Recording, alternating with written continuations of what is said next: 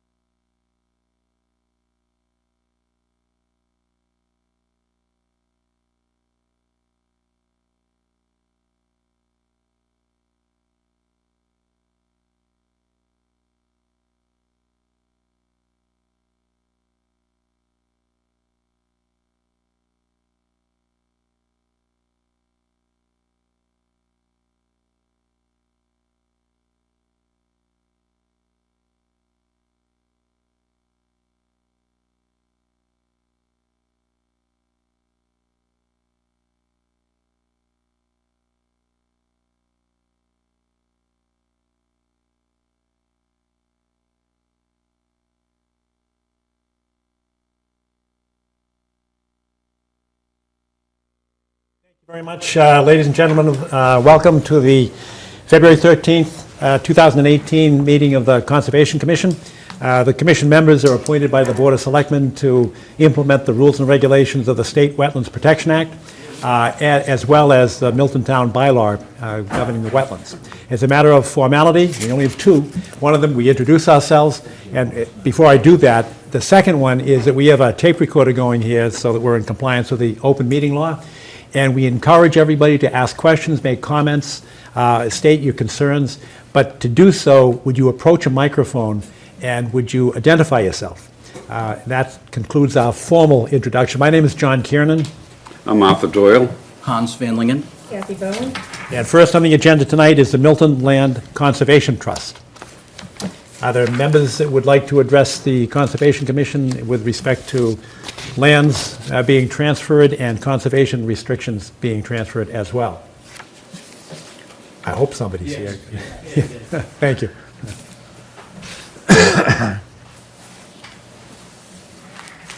Welcome, John. I'm John Cronin. I'm one of the trustees and the chairman of the trustees. Ted Wendell is here. And Kathleen O'Donnell, our attorney, expects to arrive a little bit later. All right, do you want to start without her, John? Or, Yes, we can. and Ted, do you want to come forward as well? So we have several Hi, Ted Wendell. conservation restriction parcels or fees that we would like to transfer to the Conservation Commission. As we are essentially going out of business, after 40 years, we've assembled over 50 acres of conservation restrictions and fees and properties in the town. We think we've done a good job. We've transferred to some of the larger ones to the Wildlands Trust, which is a South Coast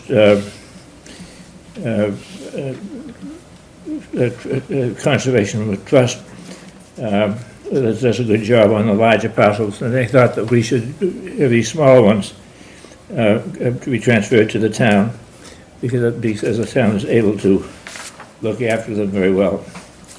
So that's I have circulated the list of properties to all the members of the commission. John, could I ask you just to review those properties for the benefit of the public? You are correct, we have received your list and we thank you for it, but for the benefit of those in attendance and those watching on television, it might be helpful if you just list the properties and how large they are and where they are. And certainly. There's on Bradley Road, as part of a subdivision that was done by the Salamando company, we have two parcels that the planning board, in approving the subdivision, required that the developer deed those conservation restrictions over to an agency, and we wound up being the ones that received them. Those are the first two parcels. The second two parcels are next to the new temple, Shalom, Beth Shalom, Blue Hill, off of Randolph Avenue. They're part of the Gordon family's farm, Shulman Farm, and they one is Professor Gravowitz, that fronts on Randolph Avenue, and the second one is between that and the temple property. And these were set up long before the temple was located there, and was Mrs. Gordon, Marvin Gordon's mother, who wanted to prevent any development of any access from Randolph Avenue into the farm property. Much of the farm property still remains, goes over to Gun Hill. So the third group is near 144 Randolph Avenue, which is near St. Michael's Church. And they're part of the Forbes estate of yesteryear. And I could describe it as being behind the Forbes House Museum, but not actually touching that property. And it's Mrs. Weston Howland owned that estate, and she was a Forbes descendant. She gave it to Milton Academy, and Milton Academy decided they couldn't use it, and so they sold it to Matt Sybil from the warrant committee member, who worked with the neighbors to keep a meadow, a view of the Blue Hills open, and the various neighbors deeded easements to us to, as a group altogether, to preserve that open meadow. And they also, we acquired a fee interest fronting on Randolph Avenue next to 144, which gives access to that area. But some of the donors were Tom Lewis and Pixie Robinson, Tom and Stephanie Green, Carolyn Damp, John Robertson, Pixie's father, Stephen Taylor, and that Taylor had purchased that property from Keneally's. So that's give you kind of oral picture of. It does, and I appreciate of the that. property. It's relatively small acreages, we're not talking about a lot of acreages. And there's also a permanent development restriction on Mr. Sybil's property that he granted to us at the time of purchase. All right, can I go back a step just for clarification? In total, how many parcels or how much acreage were controlled by the Milton Land Trust prior to this I conveyance? think about 50 acres. 50 acres. So, one of the biggest ones was from Roger Gregg, 20 acres off of Hillside Street, bordering the Blue Hills Reservation on the border, next to the border path. If you hike in that section, there's a sign saying, be careful, it might be deer shooting at archery going on, so don't go in through that gate. And then he also, Deborah Webster gave us 5 acres next to the Hillside Street Pond. And we thought that was a very significant donation. Nancy Heath gave us a wonderful easement on a wood lot that goes from their house, from her house at that time, down to the Neponset River. It was also a small lot that abuts Curry College too, and those all went to Wildlands Trust. And that Heath property abuts the last house on Cabot Street. So. It does indeed, sir. It does. I know it well. And that's The Motley, the Motley's 5 acres, and that's behind Curry College, between the Curry College's property and Brush Hill Road. It doesn't abut Brush Hill Road, but it abuts the houses that are on Brush Hill Road. And there's a wetland stream that flows through that goes over, I think, through 88 Milton Street. And so it's a back lot that the owners wanted to preserve the open space and the wooded characteristics of it along the brook. all right, well, we certainly salute you for your service over how many decades? How long is the Milton Trust? David Jeffries, Peter, who's a former trustee, his father set it up with Walter Robbins, who used to be chairman of the Milton Planning Board, and Joe Cunningham, who used to be a conservation commissioner. Along with John Cronin and Arthur Doyle, back in the day. Well, we do salute you for your service. Can you, for the benefit of the public and those in attendance, can you tell us what your expectation is of our responsibilities if we were inclined to accept this gift? Well, you take the 144 Randolph area, we think that's self-policing because there's so many different neighbors donors to it, and that if any one of them wanted to build a swimming pool and to infringe upon the deeded easement, we think that they would work it out, that they would not do that, or tell you about it, for sure.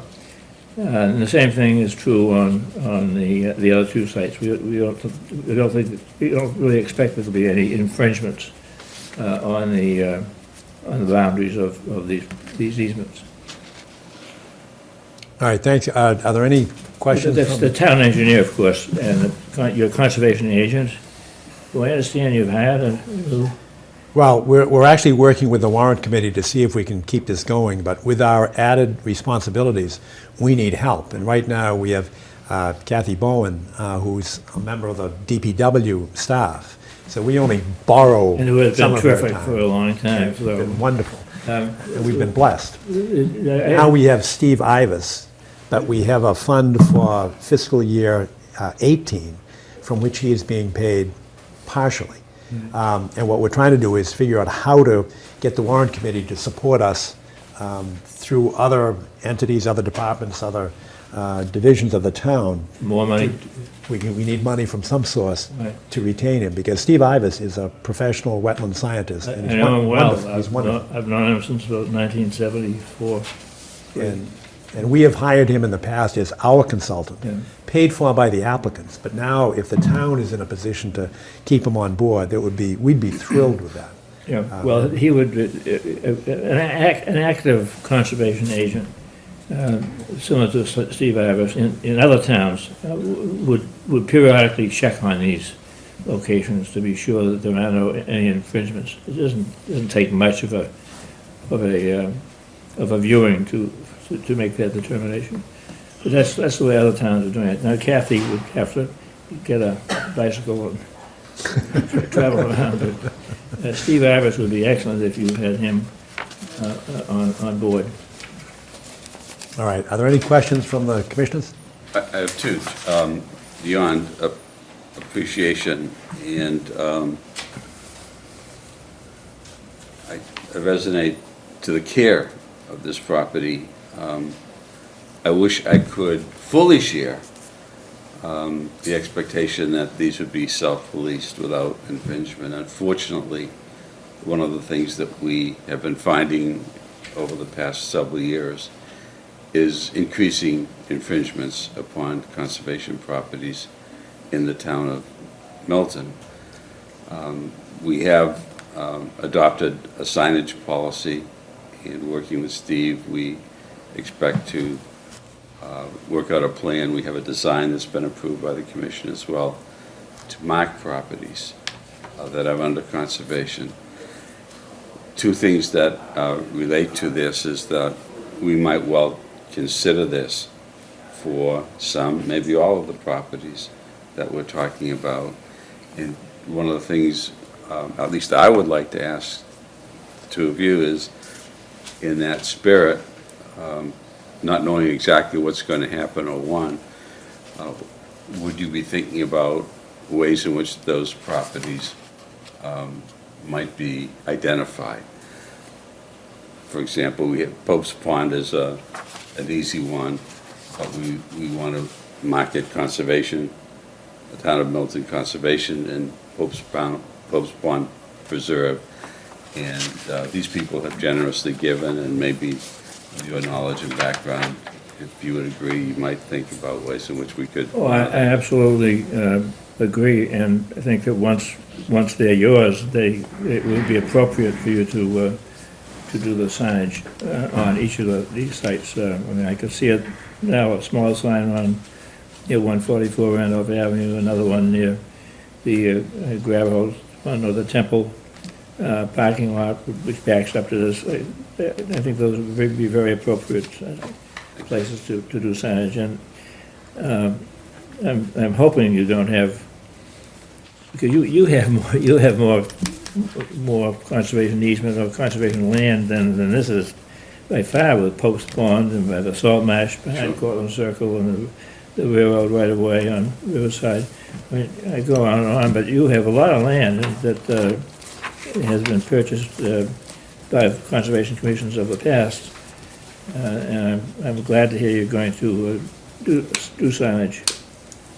Great, and we may be getting more with the new cluster zoning, with the open space required to be set aside. We're starting to pick up responsibilities there. We expect to pick that up with respect to Highland Street. We expect to pick it up with respect to Ford Ranch Road and the Hillside Road development. And that puts more pressure on us to monitor these properties, to make sure that there are no infringements. Good. And we need administrative help to do that. But this is a good problem to have. And it also teaches young people. It also sets an expectation so that there are others in the community who would be willing to gift lands or put them under some type of a conservation trust. There'd be more of an incentive to do so, which is what happens in many other communities, particularly where they have invested in having what we're seeking, namely a pretty active conservation agent who can work with the commission and other town agencies in order to get all of this work done. John, the second question was in relation to the lands, about 40 acres of which that that Wildlands will be maintaining, and they will monitor them. And do they do, I've been to some of their signage workshops. Do they, outside of the Plymouth area, do much in the way of identification or designation? We're the northernmost Yeah. customer, but So- and I think they go down to the canal, so they're very professional. They have a staff of 4 people, and and I'm sure they would be. In fact, they've talked with us about coming to meet with you, but we just have never put it together. So we can arrange that they come.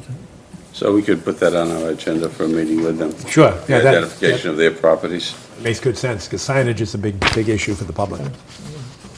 All right. Thank you. Hans, any questions? No.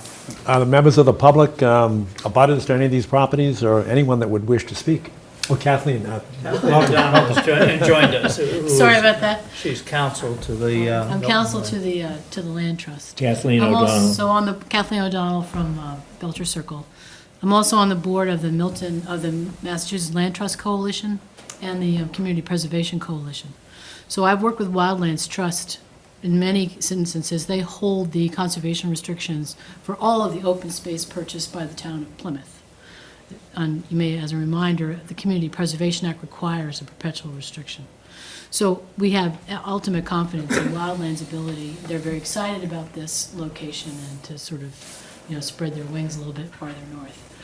What they wouldn't take was the pieces that unfortunately are on Randolph Avenue. And so that's why we're coming to the commission itself. The trust. By default, or? No, and actually, it's required under the trust. That the terms of the Declaration of Trust executed and approved by the town years ago, 1972, something like that, requires that if the trust goes, dissolves and goes out of business, that the land automatically goes to the town. So what the trustees had done was quite nicely recognizing the fact that conservation commissions are tasked with so many jobs and don't have the time or the ability to monitor conservation land.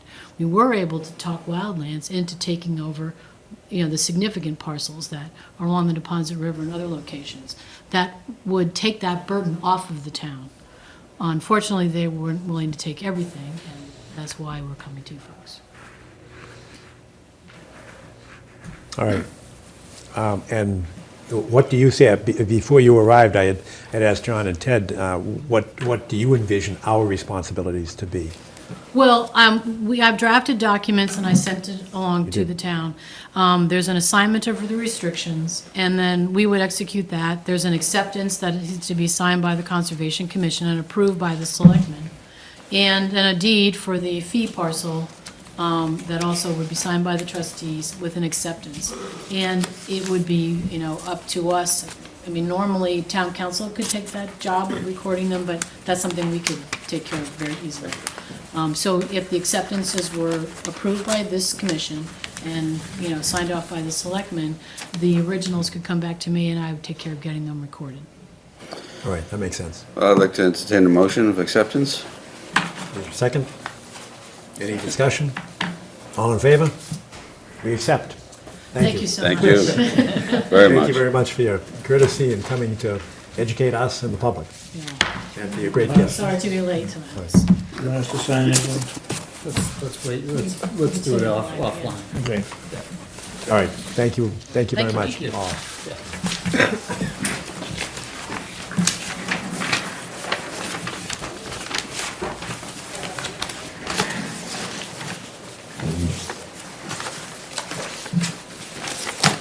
All right, next on the agenda is number 2, Notice of Intent, Wendell Park, Town of Milton, DPW.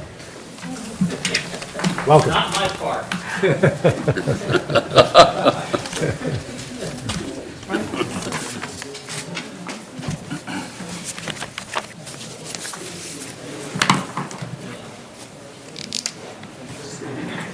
Sure, thank you. And just, if you could use that microphone, just turn it towards you and identify yourself. That would be helpful. Thanks.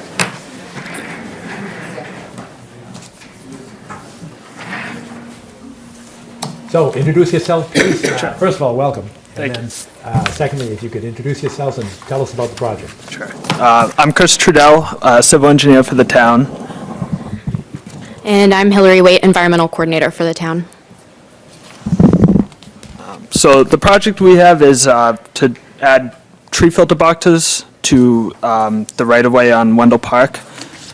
This project was born out of a 604B grant from the EPA in order to look at sites within the town that could benefit from some kind of stormwater best management practice as a retrofit to those areas. So that basically, in conjunction with the Neponset River Watershed Association, we did some sampling and came up with areas in town that were somehow leading into either Pine Tree Brook or Unquity Brook and could benefit from these types of things. So that we started off with about 15 locations and then narrowed it down, used a lot of different criteria to determine based on the types of pollutants that were in that area, the constructability, and a few other factors to come up with the best locations, and Wendell Park was among the top 3.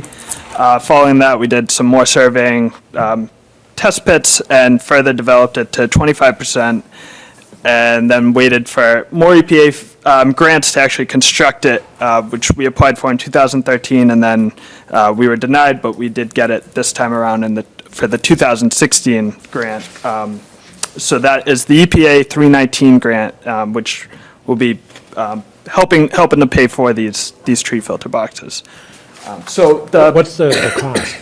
the cost is, the total project budget right now is 180,000, and 87,500 of that is provided through the grant And the rest of it comes from the town? from the town, yes.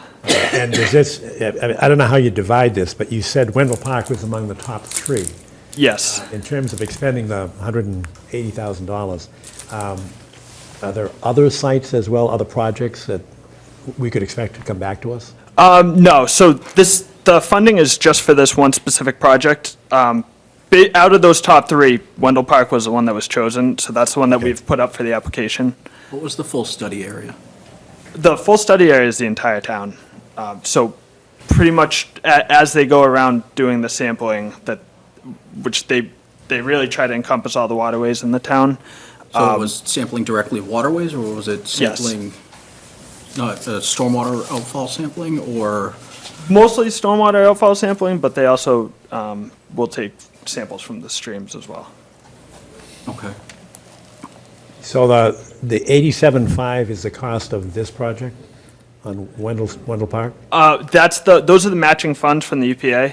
So the project started as just tree filter boxes, and that would basically be covered by that 87,500, which is also it's to do the construction, but also some design costs and things like that as well. But the full project cost, because we've added a few other things, is now around 180. The full project cost for Wendell Park? Yes. We're talking about 6 filter box trees? It's 6 tree filter boxes, and then there's we also added 6 catch basins, and there's some work to the project hasn't been bid yet, so we don't know exactly what it'll come out as, but that's the estimate. And it also involves some paving, some vegetative removal and things like that, just of dead vegetation. Okay, I'm not criticizing the cost at all, but we've done tree filter boxes before. Like when the high school was built, right across where Pine Tree Brook crosses Brook Road, we've got a couple of boxes in there. And they didn't cost that. No, all right. They're around $14,000 a piece to manufacture, and then the cost to install them bumps that up a little bit. Okay. All right. Good, keep going. I didn't mean to Okay. cut you off. I'm just So- trying to do the Yeah, sure, math of calculations.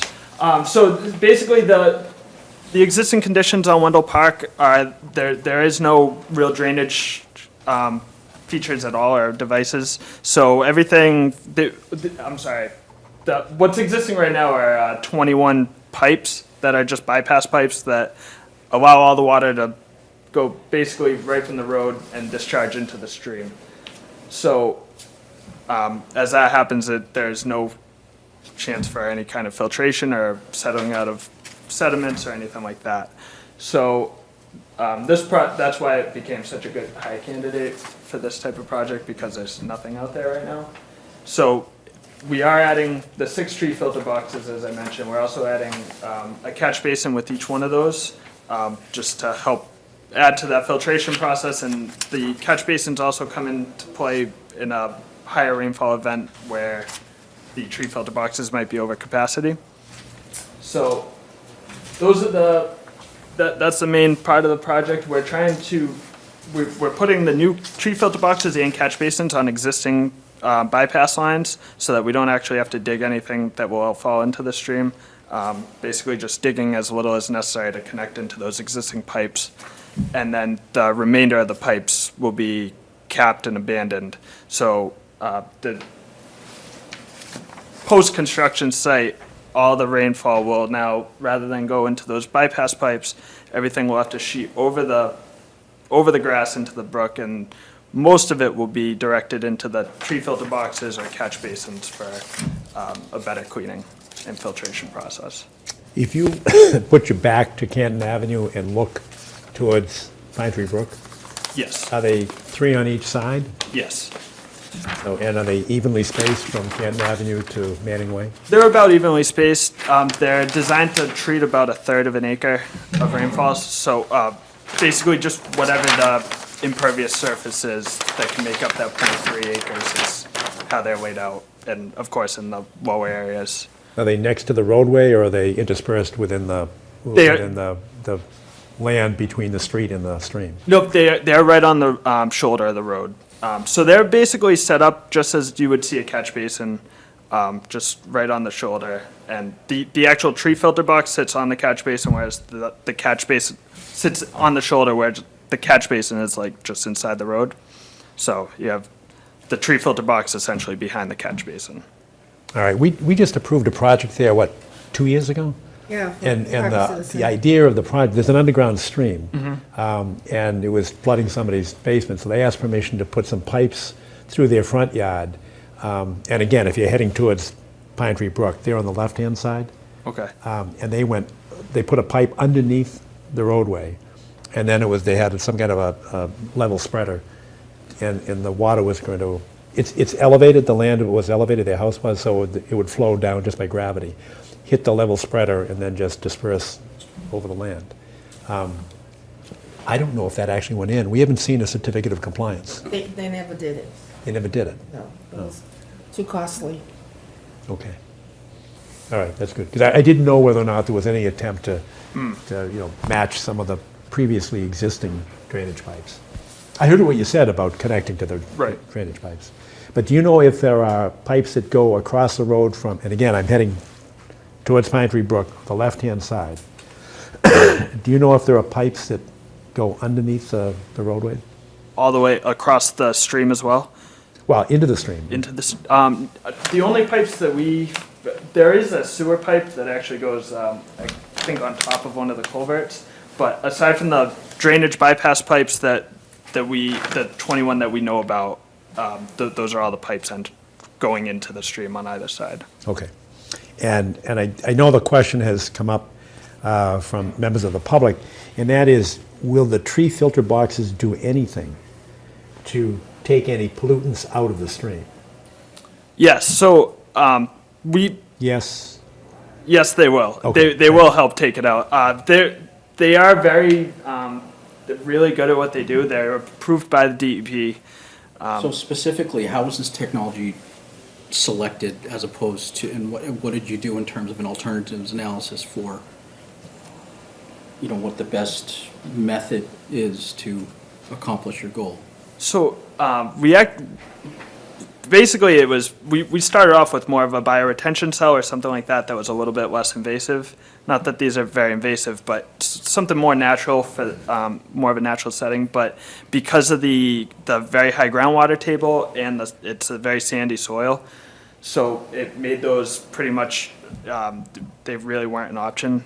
These were selected because it's a totally self-contained unit. It doesn't rely on any infiltration into the ground. Everything happens within the box, and The media within the box and the tree are what actually cleans the stormwater, so you're not really relying on the rest of the site to do anything. Is there a maintenance requirement? There is a maintenance requirement that the town would be fulfilling. Do we have any sort of standard detail, or, I mean, is this a trade? Is this a specific type of tree box? I know that there's, It is.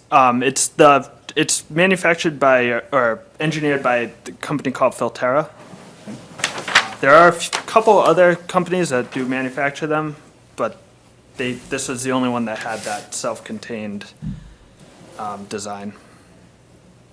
But how does I understand what you just said about cleaning stormwater, but how does it clean the stream?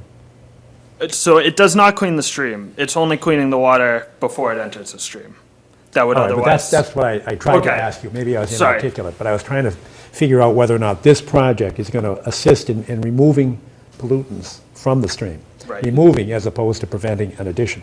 I got you. So no, they do not, it does not impact the stream at all. It only impacts the water that would have gone into the stream from Understood. that immediate drainage area. All right. And did your study include whether or not there were contaminants in the stream? It did. And does it? There are, and we actually, our study also, as part of this, took samples at each outfall, and those did have high levels of bacteria on the actual outfalls going into the stream. So you're talking about when the stream intersects with Pine Tree Brook? No, I mean these actual discharge pipes, as they discharged into the brook on Wendell Park, those were tested and they picked up not very high levels of bacteria, but they did have bacteria levels that could be treated with these boxes. And what about upstream? Did you test like on the, I guess would be the south side of Canton Avenue? They did as part of this, yes. And is it contaminated there? It is. So this would have no impact on that contamination? Right. This wouldn't help anything upstream. We actually went through a similar process with the 604B grant that looked at the site across from the police station for a similar type of BMP. So not tree filter boxes, but something that we could do there to help treat upstream. But this project itself would have no impact on that, on any water upstream. Are you limited in your expenditure because of the grant, or could you actually address the issue across Canton Avenue where the wetlands area? In fact, we've been up there, we had some issues with Winter Valley, and they were very good, and they cleaned up that area for us because there was a lot of trash thrown into that area, which would be essentially the headwaters for that stream that goes down the middle of Wendell Park. We're not limited by the grant. We really were trying to keep it a smaller budget project, and the work involved is sort of the limiting factor. But it's certainly something that we could do even without the grant or any other outside sources for a future project. Not to be wrapped in with this project, but You mean it would be a good idea? can you provide some of the supporting sampling data that was used for the selection, and how you said there was an extensive study that was done, the contributing data for this site, is that something that you can provide? I could provide it. I don't have it here today, but I could get the results of that study. Good. That was on my mind too. And so going back to the selection of the tree boxes, so bioretention, are those the only two options that are available, or are there additional options that were considered, and what level of analysis did you conduct in terms of cost benefit, those sort of things?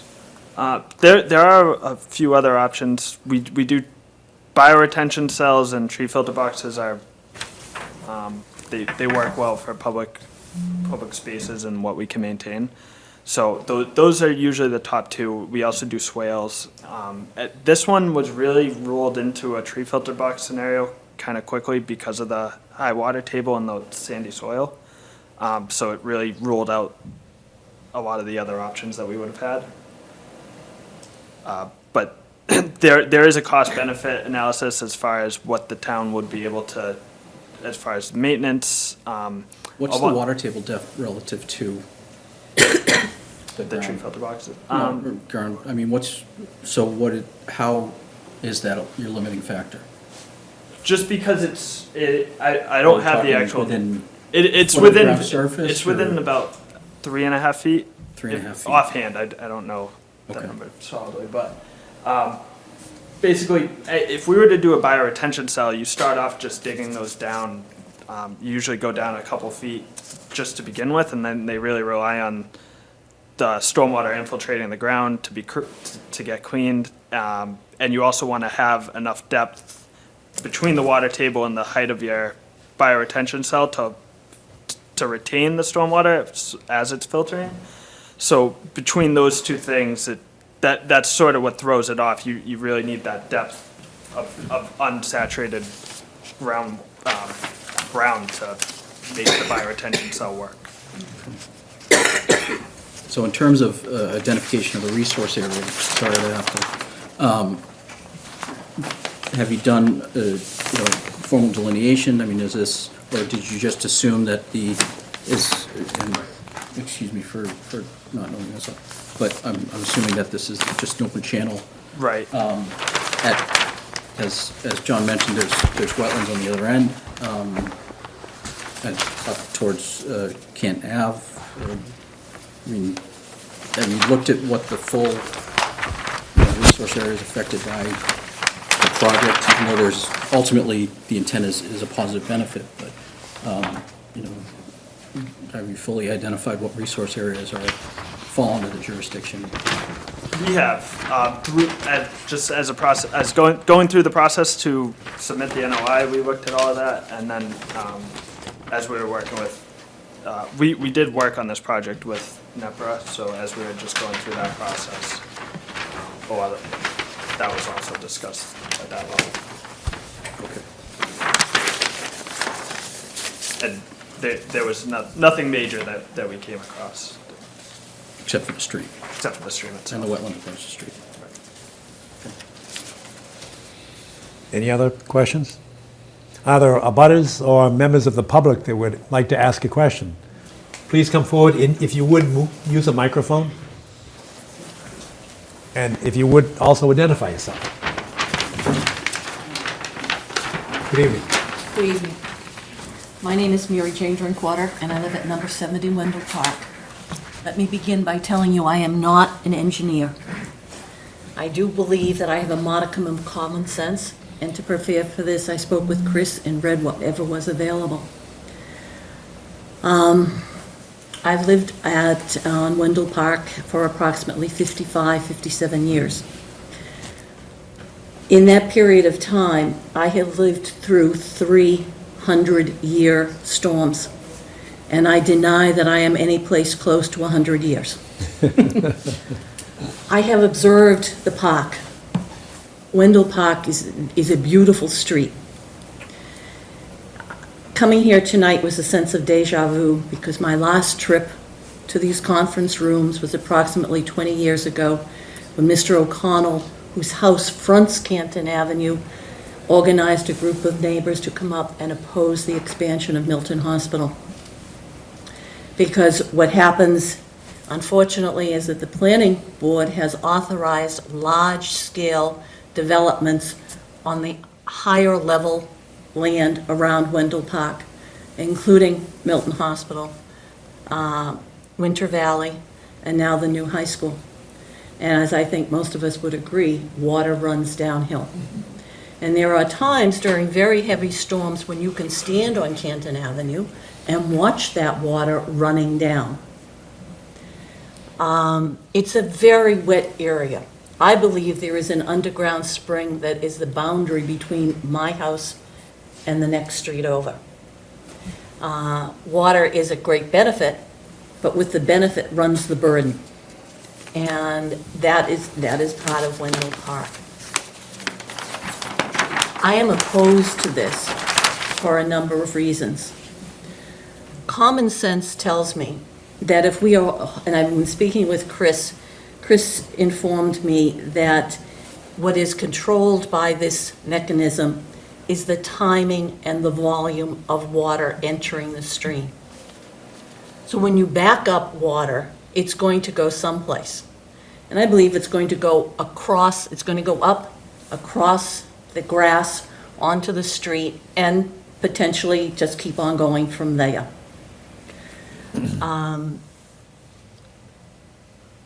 It's a very residential street. It's a small street. When I count monies, and I believe what was said tonight was that the project budget, it's the money coming from the project is $87,000. And the total cost is $180,000, which would leave me approximately $93,000 coming from the town of Milton. Well, offhand, I can think of a number of ways of spending that $93,000 as opposed to this project. I don't think paving is going to improve Wendell Park. I don't think these boxes, I don't think the catch basins are going to improve Wendell Park. And this is my home, and this is what I care about. I understand the theory behind them, but it seems not to be appropriate to Wendell Park. I object to this project also, as I have told Chris, that before this was ever submitted, I believe that the residents of Wendell Park should have been apprised that this was under consideration and have an opportunity at that point to say, we don't want it. Chris has informed me that the town has failed to maintain the brook and the pipes and cleaning it, which is absolutely true. So now, because the town has failed to do that, we want to do this, which is going to require more maintenance. What guarantee is it that the town will now maintain these? Monies have a way of being drawn to the most crucial budget at the time. I object to it in terms of aesthetics, and as I have said to Chris, until you address the head of the problem, which lies in allowing large developments to take off grass and trees and put industrial-sized buildings on elevated land, it's not going to change the amount of water that is coming here. Can I ask a question? Surely. Understanding that the hospital has been expanded, Winter Valley is in existence, the high school has been built or rebuilt. Given our existing conditions, do you think there's a better way to control the water and the water flow on Wendell Park? Yes, I do. One, I think the town should maintain it. Now, there have been a number of volunteer projects where we've gone out and cleaned it up at one point. So I think it should be maintained that way. I think the Conservation Commission has advised people that it is inadvisable to place grass clippings and things like that into the brook. That's not enforced. So I think that both of those would help immediately.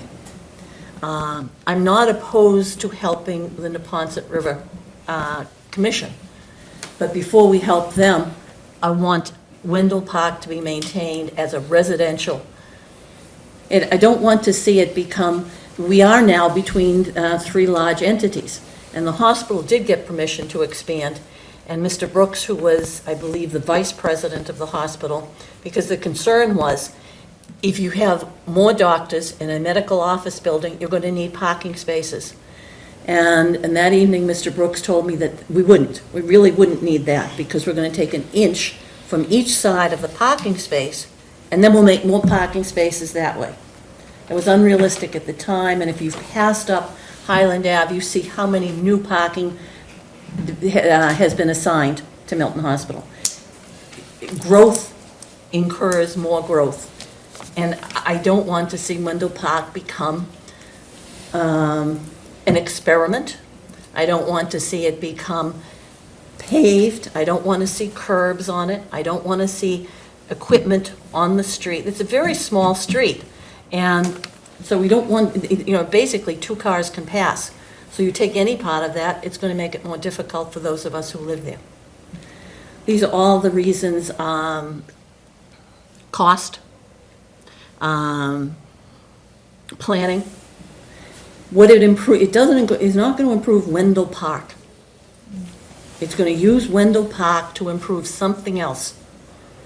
And I think, I would say, let's leave Wendell Park alone for a while. You know, these buildings have been done and the school is there, that's fine. But let's not add more industrialization. Another person has used the term urbanization. Not my term, but it is appropriate. So, for those reasons and not wanting to take up any more time, I don't hear, I have not heard you speak of improvements to Wendell Park. The town should have maintained it, has not maintained it. Maintaining it and cleaning it out every 6 months might improve water flow. But as I say, I know there are other people who wish to speak, and I don't want to take more time than I'm allotted. Oh, thank you very much for your comments.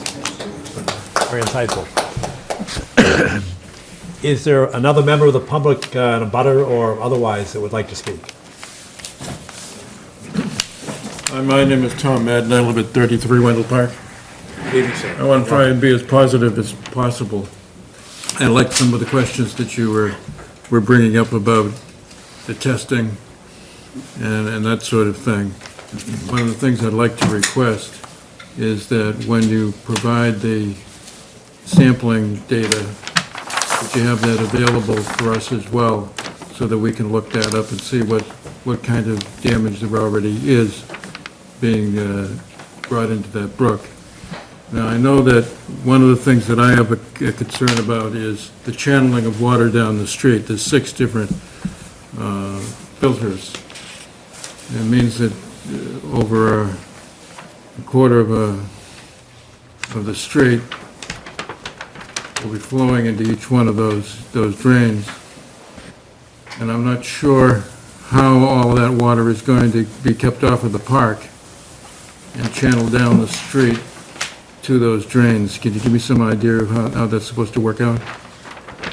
So the majority of the water will, as part of the project, we're going to be building up the shoulders just with loam and seed, but to prevent any kind of erosion and try to keep all the water on the road and convey it into these boxes. If in the event that it's over capacity, the water would still be able to sheet over the grass into the brook. As you're saying, it would be in the park. So it should be a minimal amount of water that's actually doing that, and only in really larger storms. But the idea is, Just to clarify, when you say looming seeding, are you proposing any grade changes through here? no grade changes. So you're going to maintain the existing grade? Yes.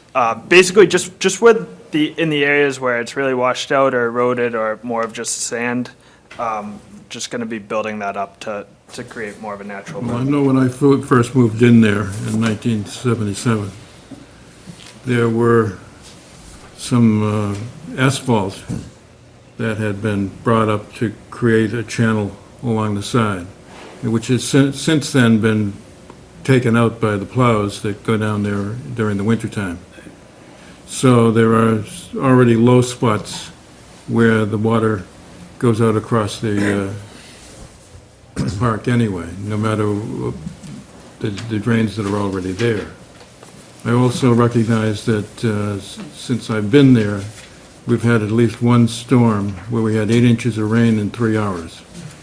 Now, that tells me that those devices are not going to be able to completely filter all that water. There's got to be some sort of an overflow out of those boxes that they're going to drain directly into the brook anyway.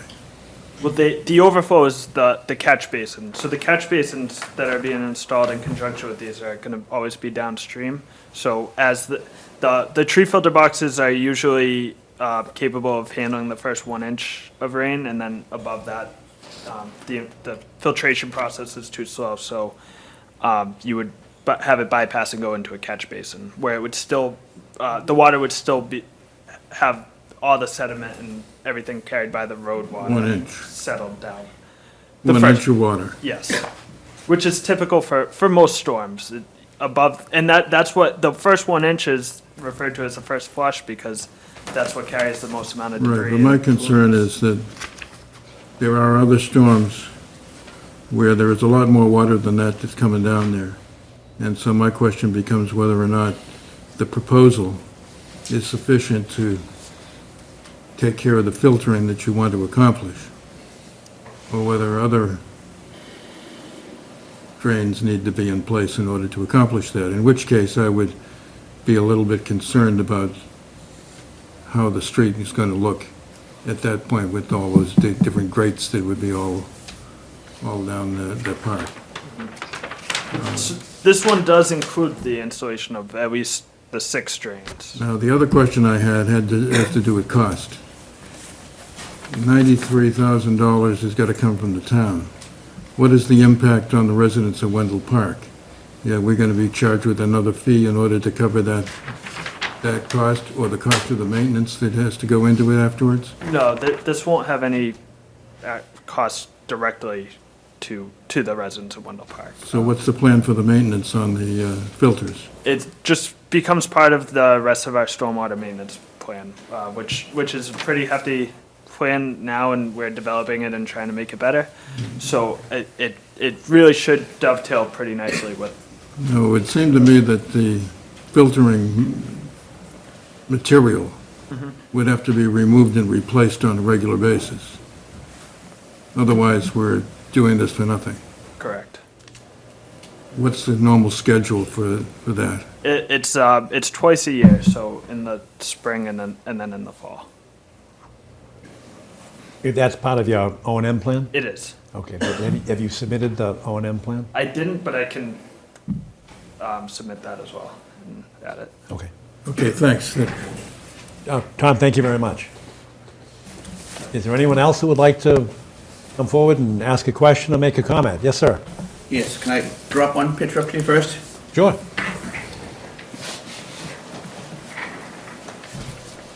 You can share. Oh, thanks.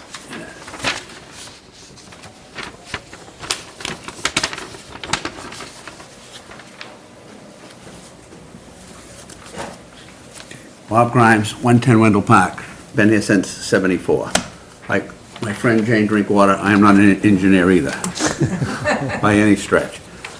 But I will comment like she did. It's a wonderful street, one of the nicest in Milton, and the brook makes it special, and we'd hate to see 6 4x6 storm grates all over the place.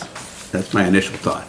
I'd love to see if there was a storm grate that I could go see in town that is already in somewhere. Are there any pre-existing? So we do have tree filter boxes installed in town. There's some on Brook Road and Lincoln Street. Those ones are a little bit different than the ones that would be going in on Wendell Park. They do have the grate that you're referring to, but the ones that we're looking to install are just, it's a recessed top. So rather than seeing the grate, you would just see, basically it comes down and then it's just sod in there. Well, I see the 6-inch cement around it, and then the grate. Right. No, you won't see, there is a small grate just at around the tree itself, but the concrete portion would just be sod on these ones. The picture that I just passed out is, as you commented, looking from Canton Avenue down to Pine Tree Brook on the left side. That's the lower part of the left side. Is that taken just beyond Channing Road? Channing looking down. Okay. And at the very end of that, you can see a fire hydrant way down at 116. And that's where this catch basin, whatever, tree box, and it's gonna be one there. So if you look at that picture, there was, I don't know how many you said now, 21 drains now, and there's gonna be 6. But there's only gonna be 1 on that whole side of the street. And the last thing I want you to do is add more, please, don't add more. But the water going down that left side of the street is gonna be phenomenal. And it's gonna go from Channing all the way down, and you can see even now it's like roughed out there where the water runs along the gully. And it would go all the way down to where it turns into the private way and go into the one storm drain, which sounds like a tremendous amount of water. I wouldn't want anybody watching on TV to let you know about Wendell Park, but we all have sump pumps. The water issue is gigantic. And we don't want to make it worse. It's a huge problem. I don't know if every house has it, but I can tell you 110 does. And, I was at 36 Elm Street, and I had a stream through my basement, so I know what you're talking about. Can you comment, Chris, on Bob's comment, which was, I know there are water problems there from personal experience. Can you say that the water problems will get better or worse or stay the same? I would say stay the same. They should really not be affected by this. I do see what you're saying with so that last one, like you were saying, it would be that whole area from Channing Street to the end. And I don't want two, I don't want more. And there wouldn't be, but these are size, this is really, what we use for sizing all around town as far as the spacing of catch basins. And we don't really run into problems. It's the industry standard of the placement, which is usually, like I said earlier, about 1/3 of an acre, is what one catch basin can treat. And it also quantifies how much water can be channeled into it and over that amount of space that it can handle without having any adverse. No, I'm digressing, but I was involved with the convention center in South Boston with the gutters and the roof, which were 4 inches wide. And they built the first one, and the water was pouring in down below because it missed the first 3 downspouts and then overflowed. And what they ended up doing was put in highway grates with angles to capture the water that was flying by. Is there any thought of something like that? Sure, we do use those, typically more on hills, but definitely in areas like that where At the it's bottom flying by them. of, well, like, I just don't want it to get down to Coronas and going down the street. I mean, Certainly. It bothers me that there's 21 drains now and you're going to 6. And that's, I don't know. Right, well, the reason being. I don't want 21. Those are really just directly putting the stormwater into the brook, which is really what we're trying to eliminate. If I look at the picture that you guys, I don't know where it came from, a pretty picture, and it shows the bottom pipe capturing the water with the holes in it, but it also shows the overflow up top, right? So that, if this, you said 1 inch of rain, this is an overflow in the little tree thing, right? So, our design's a little different than that. I can actually, let me just bring it up here. I got this off your website.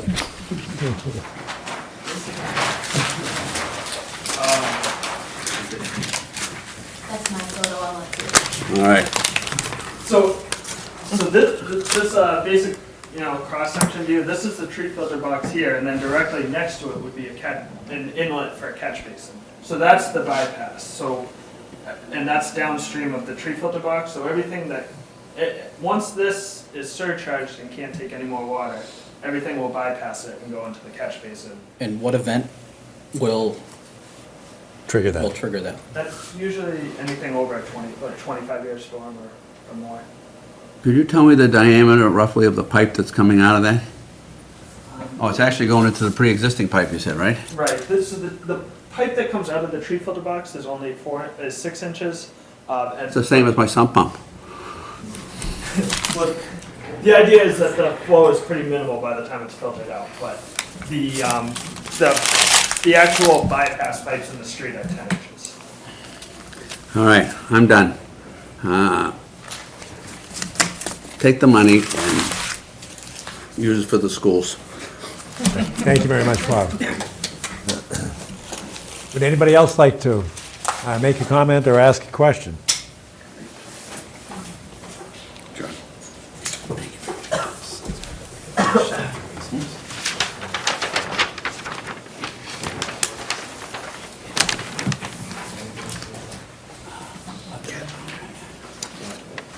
Welcome again, Mr. Cronin. Twofer. I just want to say that the last little bit while I've been trying to understand this project, project engineer Chris Trudell and the project scientist, Chris Hirsch, have been absolutely terrific, very helpful, very professional, and it's unfortunate they both inherited this project after the decisions had been made, because I think if they had been in charge in the beginning, they would not have picked Wendell Park. This is a misapplication of a good technology, and I'm going to try not to repeat a lot of the things that Ms. Drinkwater and Mr. Madden said, but it's a wrong application for tree filter boxes. The publication Stormwater Management, LID EPA 104B, writes, and I quote, when considering a site for tree box filter installations, verified that the pollutant of concern and other pollutants can be and will be treated by the tree filter box system. Tree filter... John, could I interrupt you for a minute? We just want to change the recorder.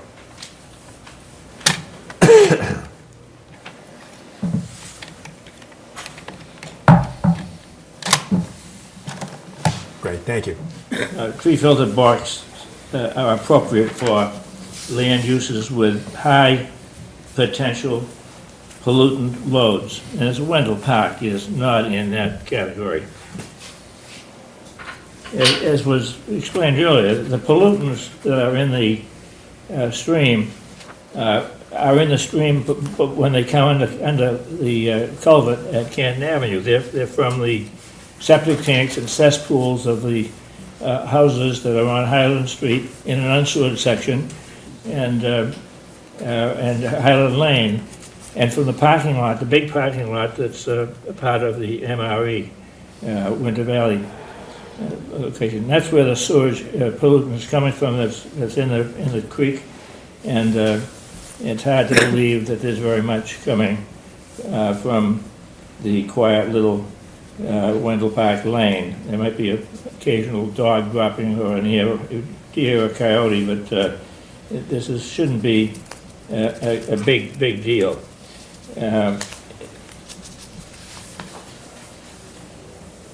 I mean, it's a virtual dead end. There's no through traffic. There's very low petrochemical evidence.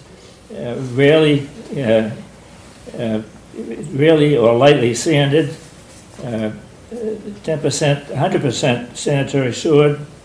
Minor fecal coliform exceedance by animals or pets. With country drainage, which is a technical term I'd never heard of before. Soft edging.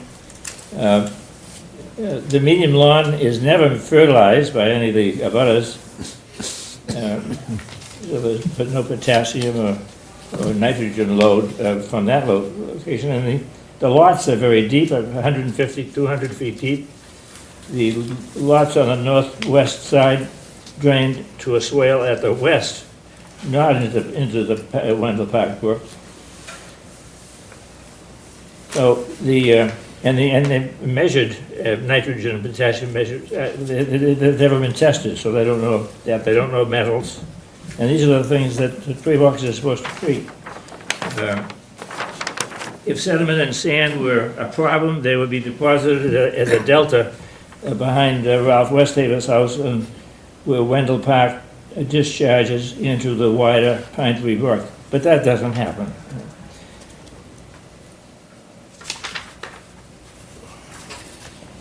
Article 97 is an amendment of our state constitution that was adopted in 1971 to protect parks and open space. Wendell Park may be protected from this construction, even though it is for a noble purpose.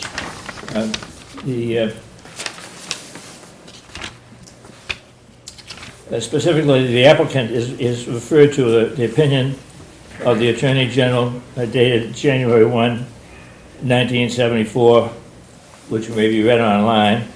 If and where applicable, for the project to proceed requires a 2/3 roll call vote of the legislature signed into law.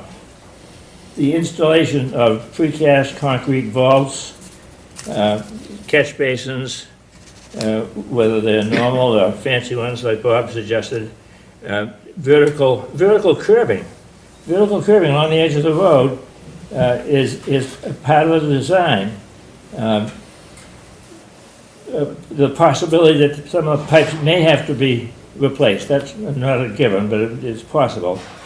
And unquestionably requires a ruling on this Article 97 question. Article 97 is based on a 1969 Massachusetts Supreme Judicial Court decision, which prohibited the extension of I-95 through the Fowl Meadow in Milton. The decision was in part a result of the Milton Conservation Commission's participation. So I think we should respect that and go through the proper steps to make a determination. It seems to me that it probably does require a permit, which is easy to get, but you have to go through the steps to get it. Wendell Park may have been chosen because it's a park and uses these scupper drains. As a matter of fact, I think Chris alluded to that, instead of catch basins. And has the land on which to locate these filter boxes. But they're designed to be put on tree lawns, under sidewalks, like on Lincoln Street. They're not intended to put on a park where they need to install some curbing for the first time. Three installations on each side, 3 curbings on each side. That's what Mr. Drinkwater is objecting to, and I agree with her. It's just going to change the character of the street. Pollution is found south of Canton Avenue. It's found in the stream all the way down to the measurements that have been made by the scientists. Although the tests that were done were done 6-7 years ago by an employee, not a town employee, but somebody who is no longer working for the Neponset River watershed. And I might add that I'm a past president of the Neponset River watershed, and I'm very much supportive of stormwater treatment in the proper place. And the money is coming, the town money is coming from those new sewer stormwater taxes that we are all getting the bills for now. So I think I'll wrap it up. As I said, you got to check with the Shade Tree Committee before you do a shade tree project on a park. They certainly support a tree lawn, tree application, but to have 3 new stiff trees planted close to the street on a park, which is a landscape park, just doesn't sound like it'd be attractive to the Shade Tree Committee. So, thank you very much for listening. All right, thank you very much, Mr. Cronin. Apropos of some of his comments, can I ask you a couple of questions? One, I think you mentioned in response to Hans's question that you were going to not regrade, but you were going to build up the shoulder. Where? That'll be along the entire length of the road And on both sides. would that change the grade then? No, minimally, maybe like an inch. Build up sounds like you're changing the grade. Yes. So in the areas where it has been eroded away and it's very flat, you would see a little bit of a mound there. Where, So you're going to create a berm by the side of the road? yes, a soft berm just to help keep it. It's more to prevent erosion of what's already there and reseed it than anything else. But essentially, yes. All right, and do you have any Within a detail flood of that? zone? What's that? Is this within a flood zone? Have you checked for 100-year flood? It is. It is. Yeah. It is, It is. okay. So, So wouldn't, or shouldn't we have a detail of where this berm is going? and what the existing and proposed are going to be. I could provide that. Where are the curbs going? The curbs are just going to be 10 feet on either side of each tree filter box.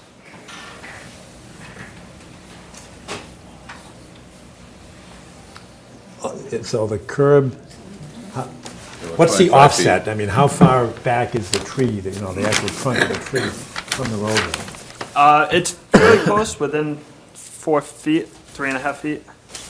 That is how far the tree is off the road. And so the tree filter box sits right on the edge of the road, and the curb would be also right on the edge. But won't the curb keep some of the water away from the tree box? No, there's an inlet. So there's the box itself actually has what's sort of its own curb, and then we put curb on each side of that. But that part of it is really an inlet, and the additional curb is there to help direct as much water into the box as possible.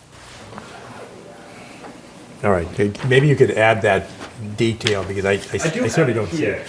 I didn't submit it. I was just going for more of an overview, but I can get, these are our official plan documents, which I could give you. That would be helpful. Okay. And that does have the curb. Are there any other members of the public, abutters, interested persons? Yes. Just that I would like to, Could you come forward and use the mic? I only want to show a hand for the people who are here, who, from Wendell Park, who are against the project. All right. Mr. Madden, you had questions, but you're not opposed. Not necessarily opposed, but I'm waiting for some additional information regarding the sampling that was done and when it was done and what was found and all that sort of thing, so that I can make a better decision. And that's a very good point, and actually, I think Mr. Cronin just brought that up as well. Am I correct to understand that the sampling was done 6 or 7 years ago by a NEPRA person, volunteer? Yes. I think it was redone in, was it 2013? The original sampling was done as part of the 604B grant in 2000. In 2011? 11. Okay. And then, What were the other, you mentioned that Wendell Park was identified as as a candidate. What were the other candidates? One was Lafayette Street. I wasn't around at this time, so I'm not familiar with the actual location or anything, but I know Lafayette Street was one, and I believe the Sumner Street Park was the other. is Sumner Street Pope's Pond? Yes. Okay. 2013 is the latest. And this gets to part of the question that I wanted to ask, and that is clarification for everybody's understanding as to whether or not this grant from EPA is specific to the Wendell Park site, or it's a grant to the town, for the town to adjudicate as to the best application of the resource. Yes, so it is. Yes, formal, yes, latter. Yes, it is used just for this project, for these tree filter boxes. It's based on. I understand that, but when the application went in, was the application submitted specifically for Wendell Park? Yes. Okay, thanks. So if this didn't work out at Wendell Park, do you have another option to apply the funds to a different locale? We do have, from our most recent grant, we do have new locations. We wouldn't be able to, as far as I know, we wouldn't be able to use this grant money. We would, if we didn't do it on Wendell Park, we would lose this grant money, and then we could reapply for another 319 grant next year for one of those projects. Okay, I understand. All right, any other questions from the public? Yes, sir.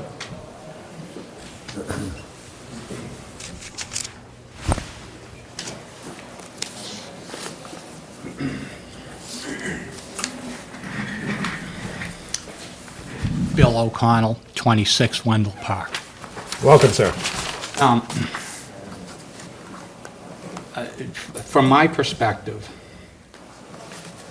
it seems like this is a train that's on a track simply because we have the money. And I question the benefit that we're going to receive as residents of Wendell Park compared to the cost. Now, we've been told it's not going to improve the water situation. It's not going to make it worse, maybe. So it seems to me that it's only designed to improve the contaminants, reduce the contaminants running into the stream. But we've also been told that this does nothing to the contaminants that are coming from up across Canton Ave, where I guess that would be the south of Canton Ave. So, Can I stop you right there? Yeah. Do you agree with everything you just said? I do. Okay, go okay, ahead. so, it seems to me, personally, it does nothing really for the benefit of the residents of Wendell Park. It could make it worse. It adds, as Mr. Cronin said, trees that generally you don't find right along the roadside. They're generally in on the park side, and if you look at most of the trees that on Wendell Park, that's exactly where most of the trees are. They're on the brook, which leads me to another thing, which I think, frankly, if you really want to improve the condition of the water situation on Wendell Park, and maybe actually just improve the flow and the contaminants, at least is to have the town clean out the brook on a periodic basis. There are logs, there's trash. The brook is congested on 3 or 4 areas where there's little bridges that cross over and the water funnels into a tunnel. Those tunnels are all jam-packed with garbage, debris, leaves. But, you know, that would be better for the residents of Wendell Park, I think. I don't believe, when I look at the cost of close to $100,000 of town money, I just don't think that's a wise expenditure of town funds. I don't know if that's within the ambit of your commission, but to me, it just doesn't make sense, just simply because we got a grant. We're going to go out and spend another $100,000 on top of the grant versus lose the grant. Well, maybe let the grant go, especially since apparently when the town applied for it, not you guys, but your predecessors, no one ever came to the residents of Wendell Park and asked us, you know, what's going, we're thinking about doing this. I don't think that's really, I don't think it's respectful of the residents. And I think it, like I say, it was like, now we've got this grant and it's a train and we're ready to go down that track, and it doesn't make any sense to go down that track. So I'm opposed to it for those reasons and the reasons that have been cited by the other members who have come before you in opposition. Thank you very much. Very, very reasonable comments. Are there any other members of the public who would like to speak? Any other questions? I just have one remaining from my earlier question with regard to the specificity of the application. It's really to improve quality of water in the brook. Is there any latitude in going back to the funding source to redirect, to keep the mission, but to redirect it to where the pollutants originate? So that the mitigation, the remediation takes place there, where it's maximized, rather than where it's minimized. So the one thing with these grants is they can only be applied on public land. So that is one thing that kind of took it out of some of those other downstream areas that may have been better candidates. So that we do Downstream or upstream? upstream of this project. Okay. I'm sorry. So To answer your question, no, we don't have any latitude to move this project. This is what was developed under the previous grant. This is what had all the design and everything else that went into it, and what EPA has ultimately approved. So this project is pretty much as it is. If it is approved, this is really the only area they would give us the money for. But can I follow up on that? And Mr. Cronin might be the expert here, but my understanding is that the Conservation Commission owns the land right here, which is upstream, right across Canton Avenue. That's the land that we asked to be cleaned up by Winter Valley when we were approving a permit for them. And that was our land. So that is public land, right? If the stream is running right down the center of this, The NEPRA scientist, Chris Hirsch, who was very helpful, explained to me that this 319 project grant program requires that you be on town land. And I said, well, the Conservation Commission owns 5 acres right where the Canton Avenue culvert is. He said, oh, I didn't know that. I didn't know that.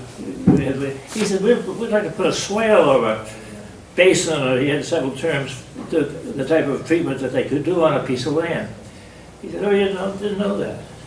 So that's why they're... John, I feel strongly that we ought to ask that every avenue be explored to redirect the resource to where the problem originates. it sounds right, and that's why I knew that Mr. Cronin would know that, and that's certainly my understanding, that that's our land. It is, and that's why that is the subject of another, one of the areas that we were exploring in this last round of funding to look for areas. I'm not sure why it wasn't one of the areas for this batch, but it is one that we're looking at now, and it could be a candidate for the next round of funding for construction funds. All right, well, at a minimum, if you could explore that further and see if there's any way that if you can get credit for moving some of this money. I understand that you can't just arbitrarily and unilaterally move it, but from the EPA perspective, I should think they'd say, well, if you're going to spend it over here, and that would make more sense and create a greater public good, I should think they'd be more willing to give you credit on the new funding. But putting that aside for the moment, just for exploration, but could you also provide for us your operation and maintenance plan? We need the manufacturer's detail for the tree filter boxes. We need the test data, including the location, the dates, and the locations of the sampling. And we need the details of the elevation and where the curbs are as well, and what the change in elevation would be. Okay, so a cross-section of the... Yes. Okay. All right. Anything else? Yeah, want more detail on the bypass pipes that you're proposing to cap and abandon, how that is going to be accomplished. Okay, so we do have this spelled out in more of the contract documents. I don't have a... You can provide that. Okay, that works. The more we have to work with at the outset, the much please. easier it is for everybody, so. If you have the For future information work. already available, don't want you have to spend extra money and extra time, just want to see it. We want to help you in that regard. Absolutely. Kathy, did you get those 5 requests? Yes, I did. Perfect. All right. Any other questions? Then with your assent, we'll continue this until the March meeting. Okay? Thank you. Thank you. I just wanted to clarify with regards to your question about scope of the 319 grant. Before I was with Milton, I was actually with a different site-specific grant program with EPA, and they are pretty strict about what site you're using. If you're not utilizing the funds towards the defined scope of the project, you have to apply for another round of funding. Okay. Right. And my question related to that is relative to what the real scope is. It's I know the location, yeah. but I'm looking at scope rather than location, causation. when you apply the grant to a site, it then becomes associated with the site, so you can't disassociate it. So it is site-specific, not problem-specific. Correct. All right, thank you for that clarification. Appreciate you coming in and all of your insight and data. Thank you. All right, thank you, folks. Thank you. Next on the agenda is informational, Milton Academy, the turf field on Voss's Lane.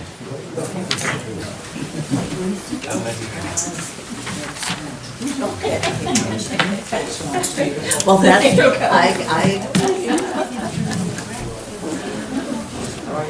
Doing good. Interesting. It's not their problem, they did a good job. They had to work with, well, indeed, you did well. No, and we did but well. it's like trying to correct a problem downstream that's just gonna continue forever because you don't address the source of the problem. I just noticed that Elliott Street is in on. Changing tires in the car. So we probably could do. What's that, 531? Yes.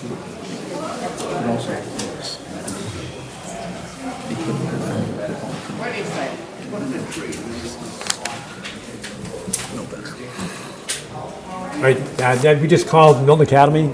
You on that one?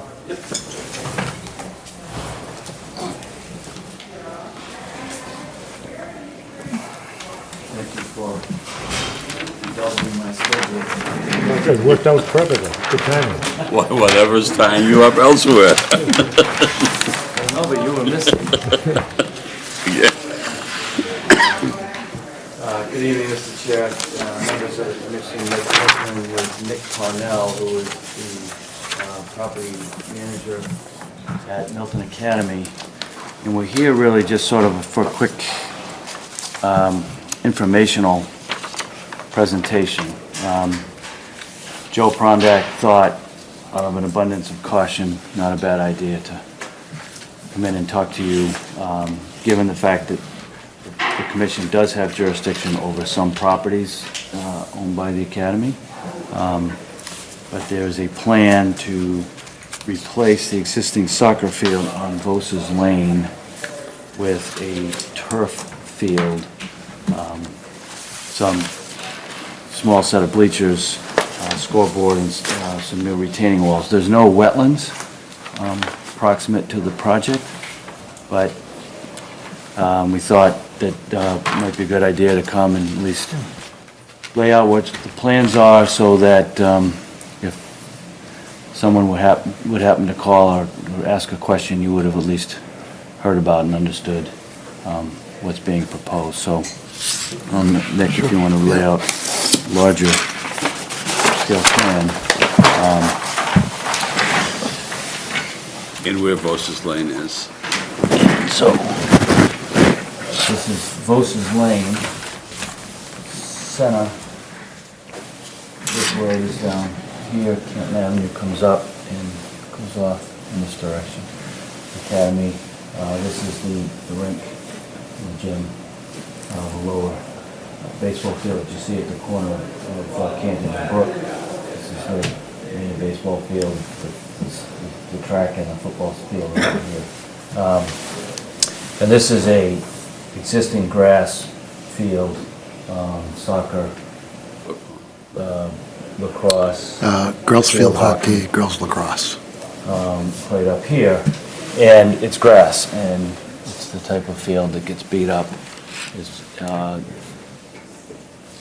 And so, like many other schools, most other schools are converting, the plan is to convert to a turf field, similar to the way that Brooks Field was converted some years ago, at the high school and others similar. So that's the plan. Started a set of neighborhood conversations so that people in the neighborhood are aware of it, understand it, can raise their issues and concerns, but there's, from a permitting perspective, there's almost no permitting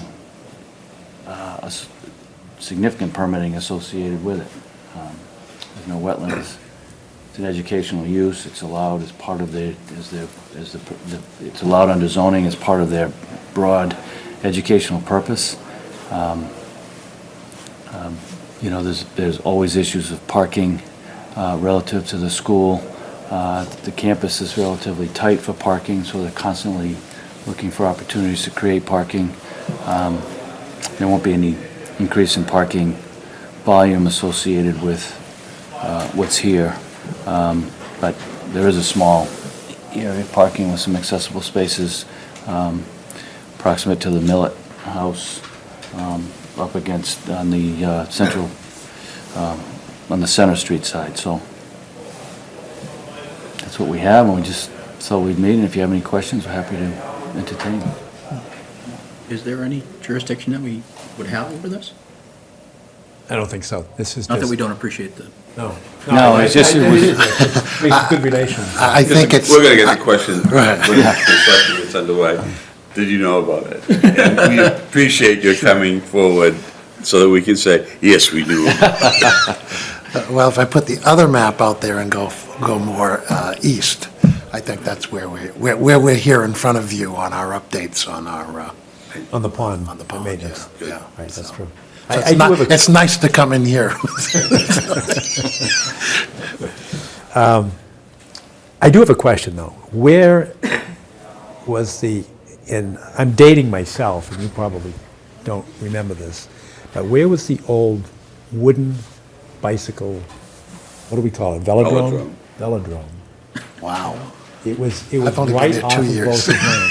Really? Yeah. Really? It was a great velodrome. And you could ride your bike, because I grew up in the neighborhood, so I'd ride my bike. And it was in the confines of the academies? Yes. Yes. Wow.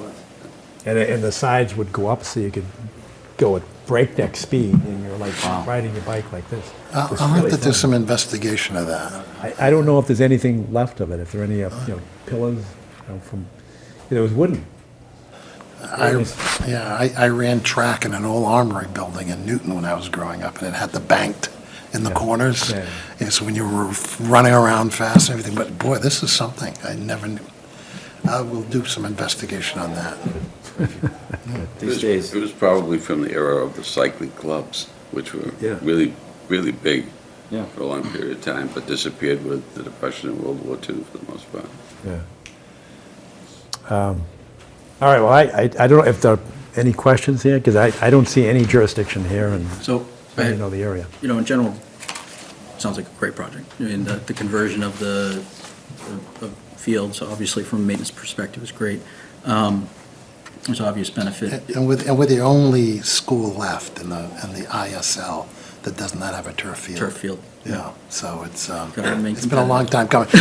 And thanks to some donors who have stepped up to the plate to try to make this project happen, because it wouldn't be without them. So- And so, you know, in terms of additional benefits, obviously, you know, with maintenance of fields and, you know, keeping them green, there's definite opportunity to reduce input of fertilizers and those sort of things. And so, you know, my only ask, I guess, would be to try and make sure that, ensure to a quality underdrain system to be able to catch and treat whatever you can, and so improve the overall quality. It'll probably be part of the design anyway, but. Yep. What about the underground drainage? Where do you take that? Is it putting any stress on the pond? No, Does it go that surprisingly, far? because it's not a hard packed surface and it's a lot of sand, Sand. a lot of drainage, a lot of it sits there and migrates back into the ground underneath that. If there's any over, it'll end up going to the athletic center, which has a Caltech storage system, so. Okay. That's not to say if it doesn't rain for 100 days, you know, wood is going to find its way. But it's an improvement around that area and makes things accessible. It takes a crumbling retaining wall that we've got that can get rebuilt and then provides access up. And we definitely leave that tree berm along Bosa's Lane that was planted when the ACC was done years ago. So you'll maintain that? That'll definitely be maintained, yeah. That's good. Yeah. All right. I'm not aware of any jurisdiction, so I appreciate your courtesy and giving us this information. Thank you. Very helpful. Thank you for your time. Look forward to seeing it. Yeah. Thank you very much. Wish I could look forward to playing on it. You know, given what they're doing now, you can imagine the old velodrome today.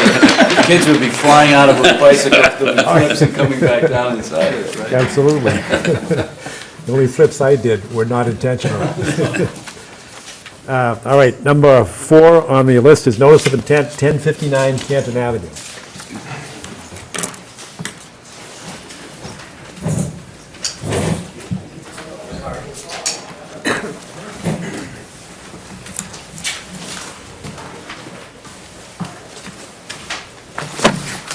Good evening. Good evening. Can you throw this up here? Yes, sir.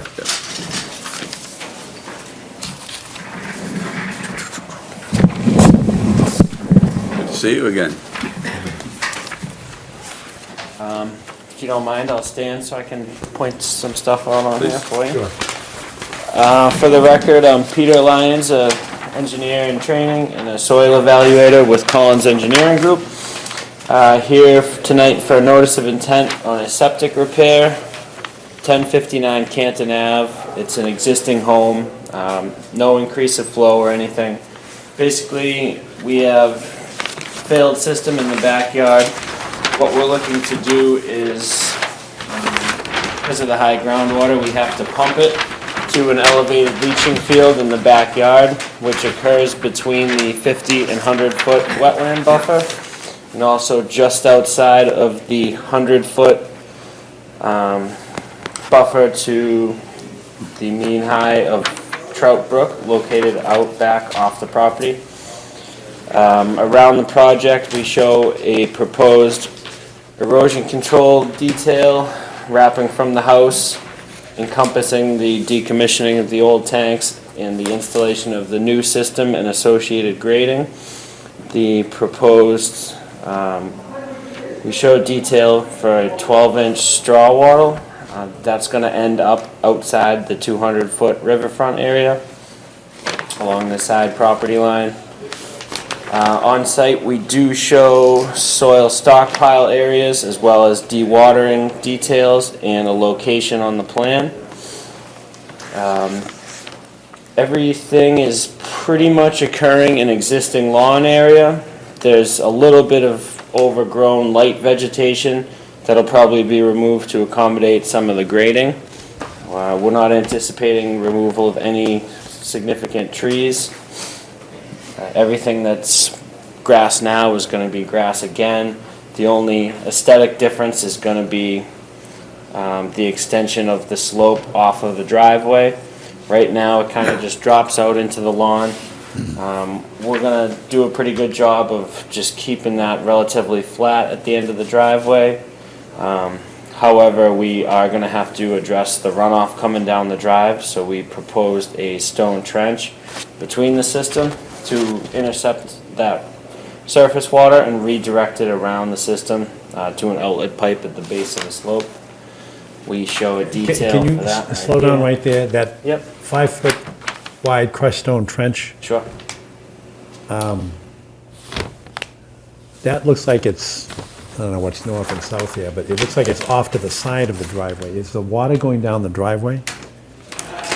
No, so the proposed trench is right here between the edge of the system and the end of the driveway. And what this trench is going to do is collect any of the surface water and then redirect it through a 4-inch pipe around the septic system and into the I rear. might be missing something. Yeah, sure. I'm looking at the, Can I steal your pen? So this trench is right here. Right? all right, So everything comes down and then it's going to flow out and around. that, I'm confused because it looks like here that the crushed stone trench is that line right there. Well, we have I don't this see leader that. going I to don't it. see that. The other leader's going to the 4-inch outlet drain pipe. So we have 2 leaders coming off, one there pointing to the rectangle. Oh, okay. So yeah, it is between, there's a 5-foot space between the drive and the septic.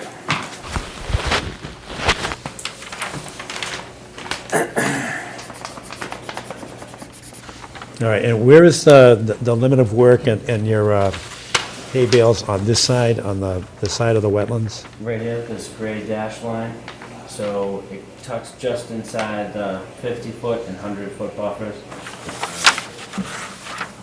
Okay. And then it wraps up and all the way outside of the 200-foot on the eastern lot line. Okay.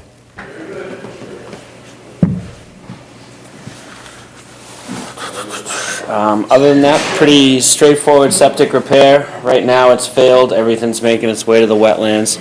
We're just trying to clean that up as soon as possible. And this is our plan. Any Well, it sounds like a good questions? goal to improve the septic system.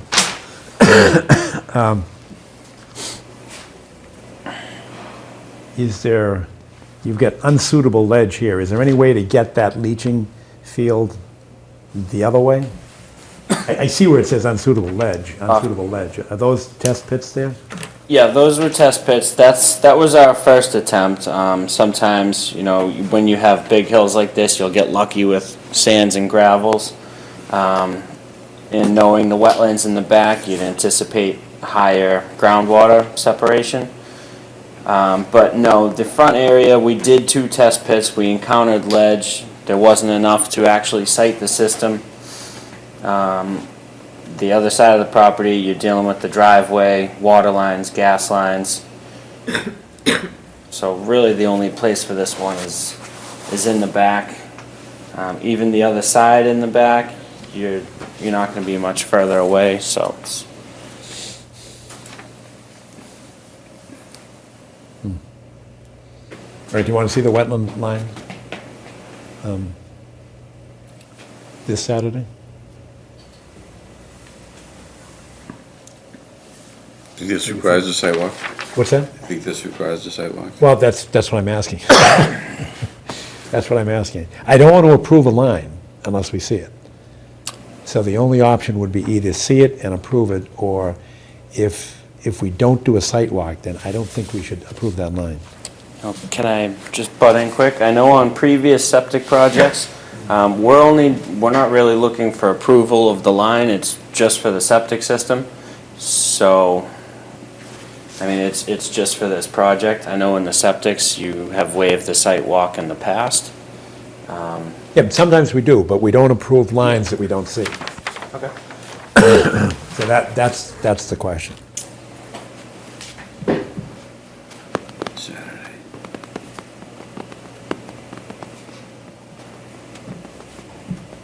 Are you in Texas? Can we back about midnight? Well, you want to do it the next Saturday? Well, I don't want to tie this up inordinately, too. I don't think So- they're going to do anything this week. What, do you have a What's yours? construction plan? Do you have a schedule?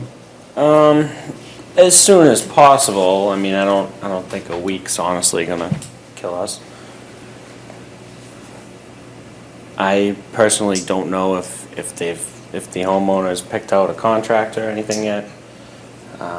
We're just trying to, you know. Can you make the next Saturday? I can do, I'll do this Saturday. Will you? For you, John? No, because I can do the next Saturday too. It's up to you. I don't know what our schedule looks like. I might be able to do next, either one, I think. So it comes back to you. 17th, yeah? Let's do it. 17th? Okay. All right, so this Saturday at 8 o'clock? Okay. And it's flagged, right? Yes, it is, yeah. No sewer So- on Canton Ave? What's that? No sewer on Canton Ave? There is, but I don't know, what's the distance? Because I thought the Board of Health gives about a 300 foot. Yeah, I think it's 300 feet. I'm not sure exactly where it ends, but, you know, we do look into that in the office before we design the septics. Yeah, we usually get a Board of Health letter. Can you get that to us? I can get you one. I don't have anything. Oh, so they I haven't, don't- they haven't certified that you're more than 300 feet away? I'm not sure. Someone in the office might have dealt with that. I personally do not. Okay. So I don't have an answer for you. Well, we would want the Board of Health sign off, because otherwise, if you can connect to sewer, we don't want to put a leaching field Right. that close to a Yep. resource. Yep, I'm sure we cannot, but I can get you proof. Okay. All right, fair enough. So that, we'll continue this until it'll be a public meeting, so we can vote on it there. But it also depends, it's contingent upon Board of Health. Yeah. Sure. Okay. So with your assent, we'll move it to Saturday, this Please. Saturday, okay? Yep. At 8 AM. All right. Perfect, thank you very much. Do you, as of now, have anything else on the agenda for Saturday, or is it? That's it. All right. So it'll be in and out. Thank you. Great, thank you. 8 o'clock, right? Number 5 is notice of intent, 692 711 Randolph Avenue. That is the 40B project that is still under appeal, and as a consequence, that will be continued. To April, I believe. April. I need. Oh, it's in the letter? Yeah.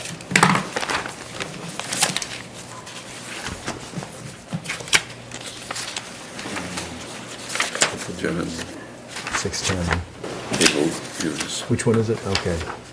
Extension to the first public hearing in April of 2018. Okay with me, okay, that, everybody else? All right, so we'll continue that until April at the request of the applicant.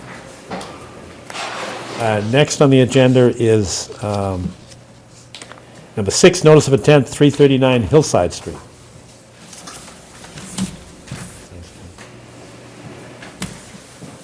Hello again.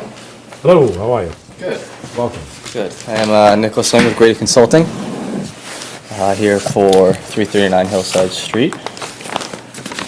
I believe this is a continuation from the January 9th, 11th, something like that. Sidewalk. I remember the sidewalk was the 20th. I have here for you all of the requested documentation.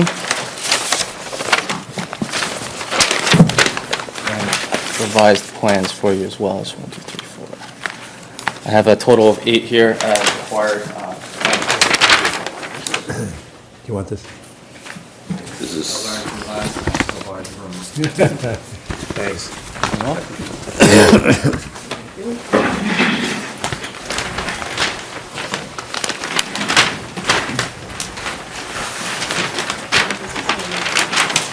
So some of this information is duplicated from our conversation out in the field during the site walk, so I will glaze over it.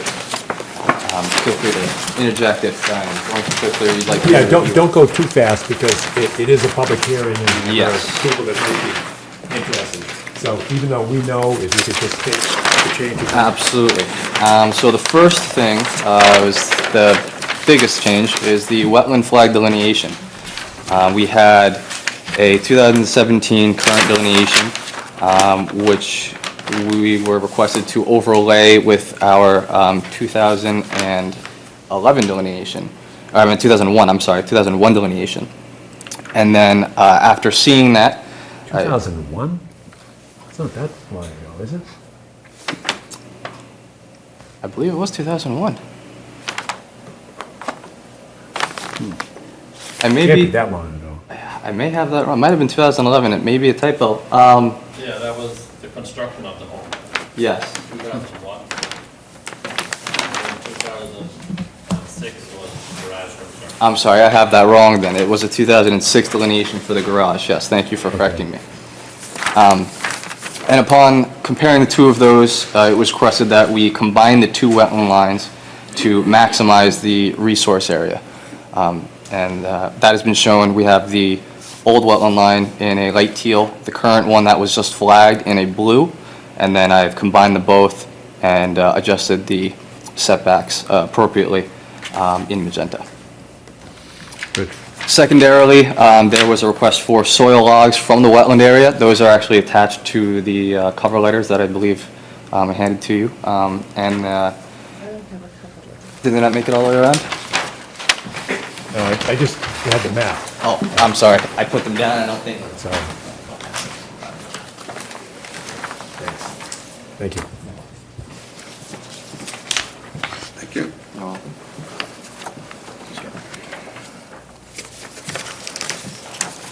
So those have both wetlands we're taking the soil samples of, and the reports are attached to that letter there. Also, all flags within the 100-foot buffer zone and the proposed vegetable garden were to be flagged, including those of 4 inches, of which 37 of the flagged trees did land within that area. You can see those on the plan as well in magenta.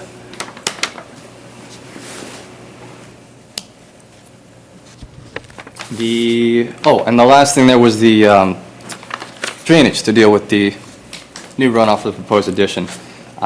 In lieu of the discussion during the site walk, we have decided to follow your guidance and remove the infiltrators and replace them with a rain garden to be run out to the back corner of his garden, the vegetable garden.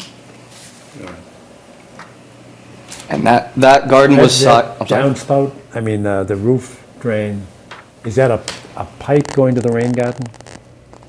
Yeah, we kind of assumed that would be running as a somewhat irrigation pipe. You kind of think it as a small, probably a 4-inch pipe underneath the ground. We haven't determined a size specifically, but it would be the same, maybe actually a 6-inch would be more suitable. I believe that's what we had proposed to get to the previous design.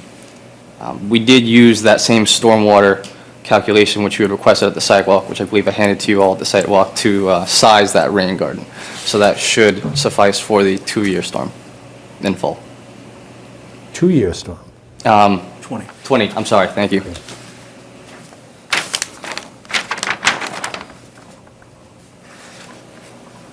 And I believe those were all the revisions requested.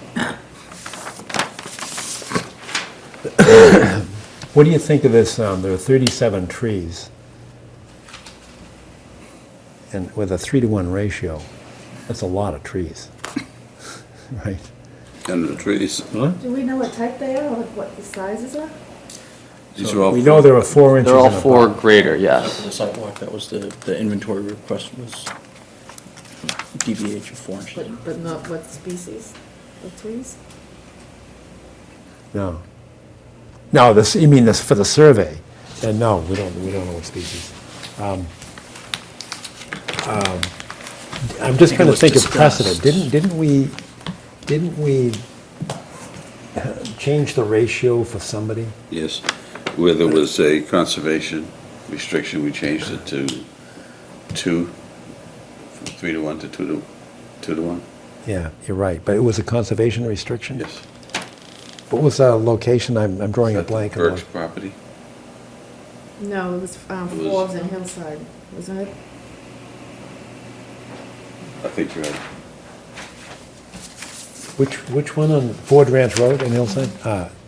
Yes, that's what it was, because, right, it was part of the open space cluster. Okay. And that was 2 2 lots were not going to be buildable. Right.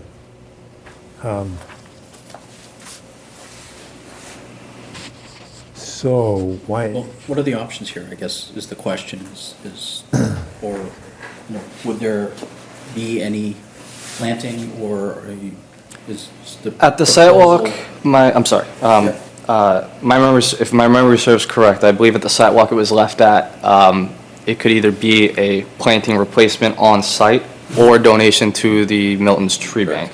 A decision was not made at that point, and we have not made a decision henceforth, but Yeah. the option was left up in the air. Yeah. Is there a preferred direction? Yeah, I'd like to do a tree replacement, or I know there's, To try to plant what you can? yeah, for every one you take down, you Yeah. replace it with 2 or something like that, or 3. Right. So how many trees are there? Most of this. 37. Most of this 4-inch. Are they removing are maple. 37? Yes. Yes. So it's 3 times 37 trees? Right, and that's why I'm concerned. I am too. But without a conservation restriction, maybe what we could do is, because this is going to be a vegetable garden, there are other things that are growing there. maybe we could say instead of, 3-to-1 for trees, we could do, 2-to-1 for trees and some shrubs. I think we need the landscaping plan. Well, the idea is, and we were out there, it's a vegetable garden, so it's going to be cultivated.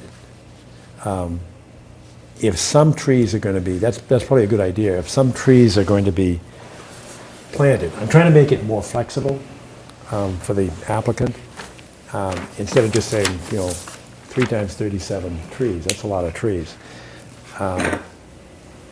If we had a landscaping plan, that might allow, some kind of a landscape architect or planner or Mr. Dean himself could come up with a plan that some of them would be trees, some of them would be shrubs, and in place.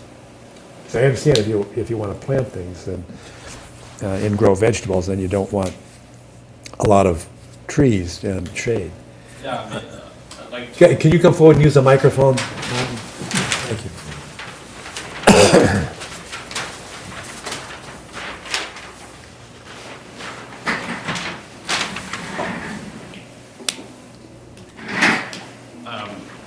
I'd like to propose, I can propose maybe a landscape plan with some trees and shrubs on the outer perimeter. Yes. And then so I can have the open space for what I want to do. So, If you did, I'm just trying to make it a little bit easier on you, because 37 times 3, that's a lot of trees. It's 111. What's that? 111. that's a lot. Oh, yeah, it is. It's a forest, man. It is. And so I'm trying to think of a way that if we can maintain we try to use this performance standard consistently and uniformly, but you're going to need some flexibility. So if you plant some of them there, we could probably count some shrubs as a functional equivalent of a tree, because of the fact that you're going to use it to grow plants and fruits and vegetables or whatever. That's a benefit to the open space as well. Okay. So do you agree? I'm just trying to be creative and get around this, 111. Do I have to hit that number? Yeah, I think you could if you use shrubs. And as you said, if you planted a boundary, I think you could get a lot of credit for a lot of shrubs around the outside. Okay. Maybe growing some of them anyway. Right. In the vegetable garden. So I'm trying to figure out a way to make it a little bit easier on you. In the past, we have allowed high blueberry bushes Oh, sure, yeah, that's around. true. Yeah, I would be amenable to the planting of any native shrub or tree type species, appropriate. Do you see what we're trying to do? We're trying to make it easier on you, and still maintain our standard. But so if you plant like high blueberry bushes, you can get credit for quite a number of those going around, because you've got a lot of land here. Right. Or whatever you want, as long as they're native species. That would be good for us, and then we'll give you credit for that number, so you don't have to come up with 100 odd trees. All right, so let me work up a plan that I can show those, whatever we can put in to make Yeah. up that number. Right. We're trying to do two things at once here. Right. We're trying to keep our uniformity of precedent, but we're also trying to make it appropriate for you, so that, we don't make it just cost prohibitive. Right, okay. I can work with that. Where's the secondary stone wall? Remember that? Actually, I can visually kind of relate to that. If you look the bottom left corner, relating to the trees, those magenta trees, the bottom left corner, there's a cluster of about 4 trees there. Yep.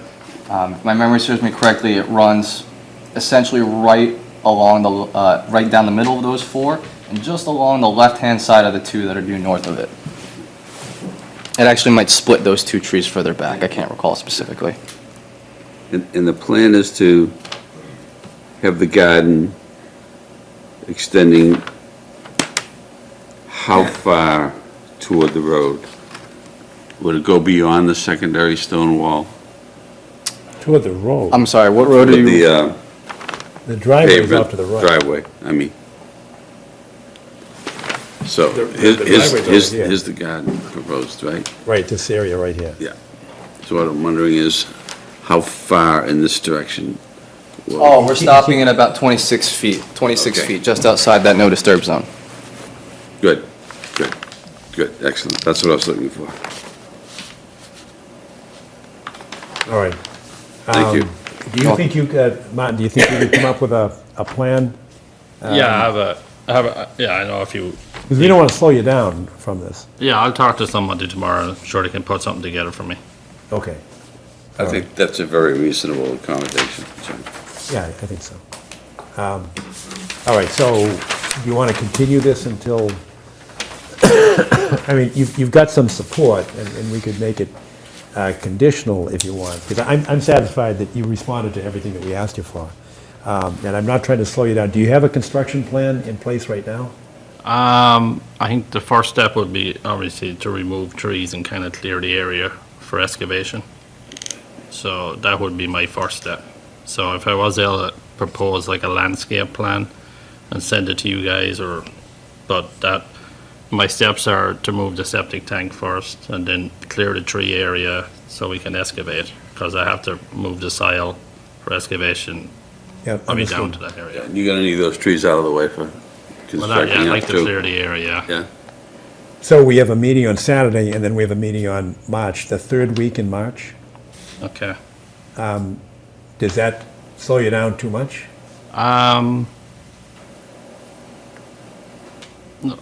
Might I make a suggestion? Sure. Seems like the whole contingency is hanging up on the idea of a landscaping plan. Right. It seems to me that you may still be in limbo, but seem to be leaning more towards maintaining your 3-to-1 ratio, with a couple of exceptions on that count being either bushes or other native species plants. Correct, correct. Would there be So the perhaps... downside risk is only 3-to-1 on the trees. Right. But that's a lot. Yes. With that in mind, would it be possible to perhaps set a hard number now as far as the number of physical trees he needs to plant? This way, we might streamline the process a little bit for him, since that seems to be kind of what you're trying to do in this effort in the first place here. I am, but I don't really have a Okay. concept of what it would look, and I think that a landscape architect or a, garden designer or a farmer or somebody could figure it out. That's absolutely fair. I just wasn't sure if there was Yeah, a I number think- in your head. No. Yeah, I think I'd like to put, I want to see, when I talk to who I have in mind, to see what is considered as planting trees and bushes and how they would lay it out, but I can see filling the perimeter of this area to make up for trees and plants, and Yeah. that's fine. Exactly. Yeah. Yeah, I mean, that'll make a big difference, so. Right. As long as you can accommodate the delay that it would take you to do that, I mean, we're good with that. And I think we're both on the same page. We're trying to work towards the same end result. It's make it doable. Right, right. Okay. But you don't want any trees removed until you see that plan? Yeah, I think so. well, if they're enumerated, we know the numbers that, Well, that's true, as long as you take the risk that it could be a 3-to-1 requirement. Right, I think I would have my probably drawn in place, but, yeah, I think it'll probably take 3 weeks to get stuff together anyway, so I think it's a big deal.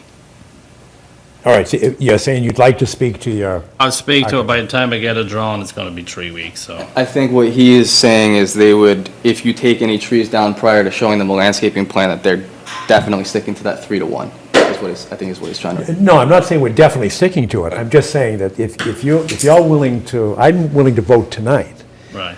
If you're willing to take the, hang on a second, we just stopped.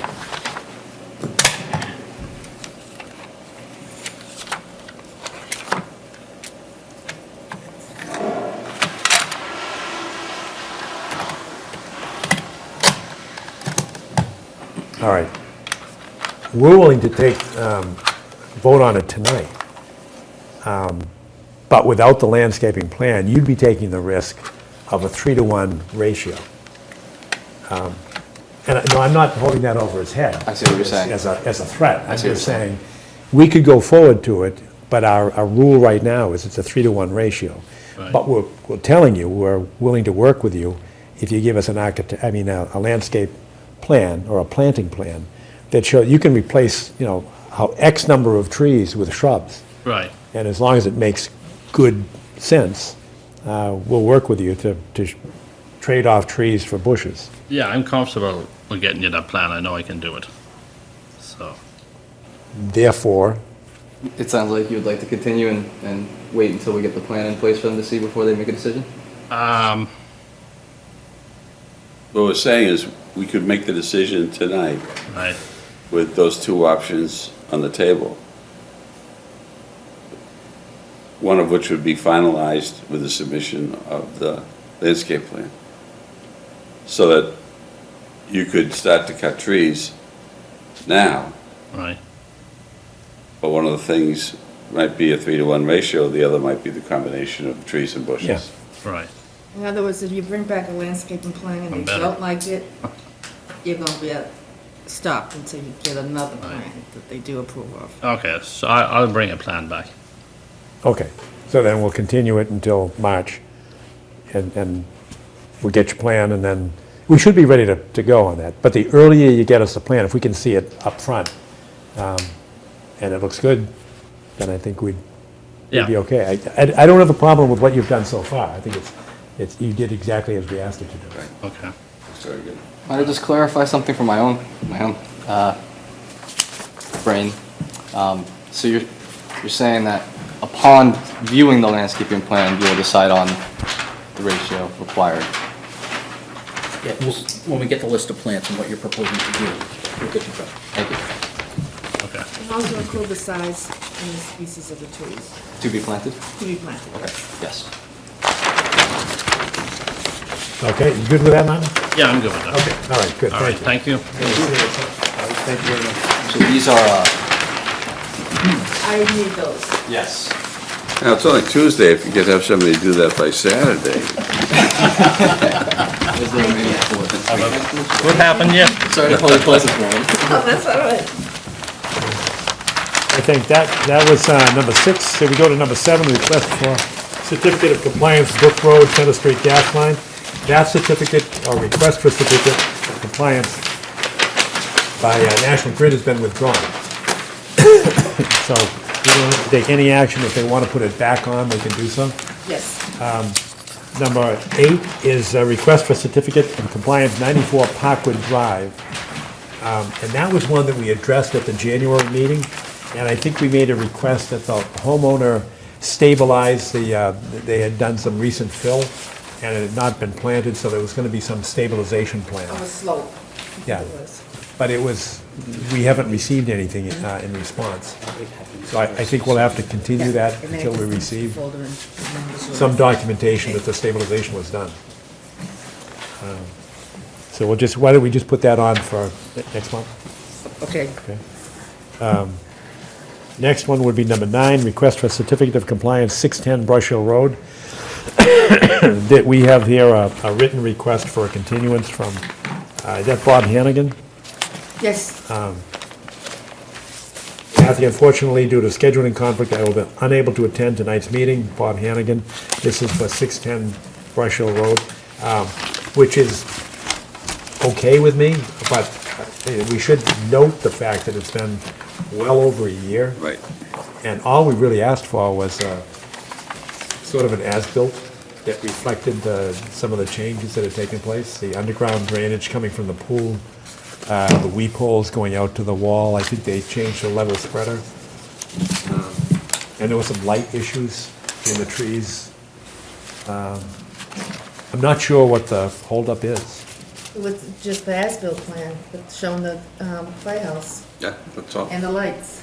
We checked, Arthur did the weep holes and the Yeah. pipe from the shed there. That was the only thing we're waiting for. I don't know, I mean, through their representative, they asked for, it's only a certificate of compliance. I say only, it could be very significant if Sure. somebody's selling the house Resale. Yeah. or refinancing. But it's coming at their request, so, as I said, it's okay with me.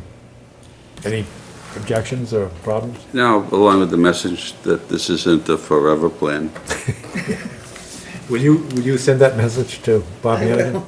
All right, thank you. And that is the end of our agenda, except for additional business, and under additional business, I think we have 531 Elliott Street here. Could you come forward? Thank you.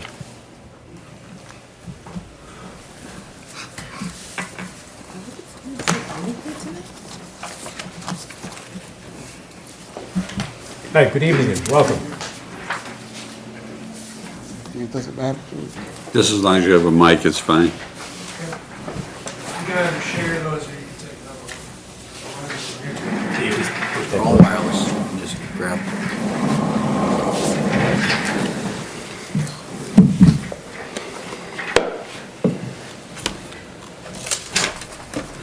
Isn't middle-age fun? Sorry? Isn't middle-age fun? Had some graze the other day and I freaked out. May I?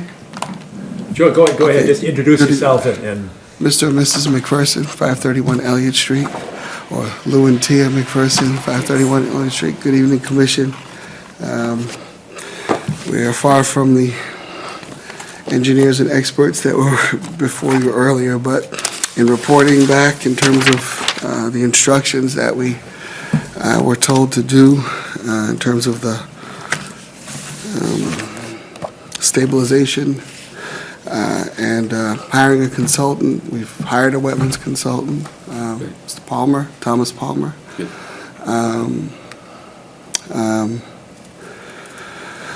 I have pictures of the stabilization. There were some things that we could not do because of the ground and being frozen. We've tried with a couple of different attempts in terms of the, I guess you can send those around. thank you. Doing the pulling back by hand, the digging to the from the brook to the drip edge because of the ground being frozen. With several attempts on some good days, but it was just a lot of manpower. I explained that to him, and then he said that could be part of our notice of intent when that is filed. So I see the silk fence has been staked, and those are those koi logs along the... Terra.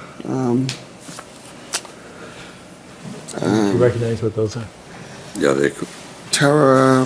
Yeah, straw wattles they're filled with hay. Yeah, Big tubes they're filled called with hay. Terra tubes. Yeah. They are. Good.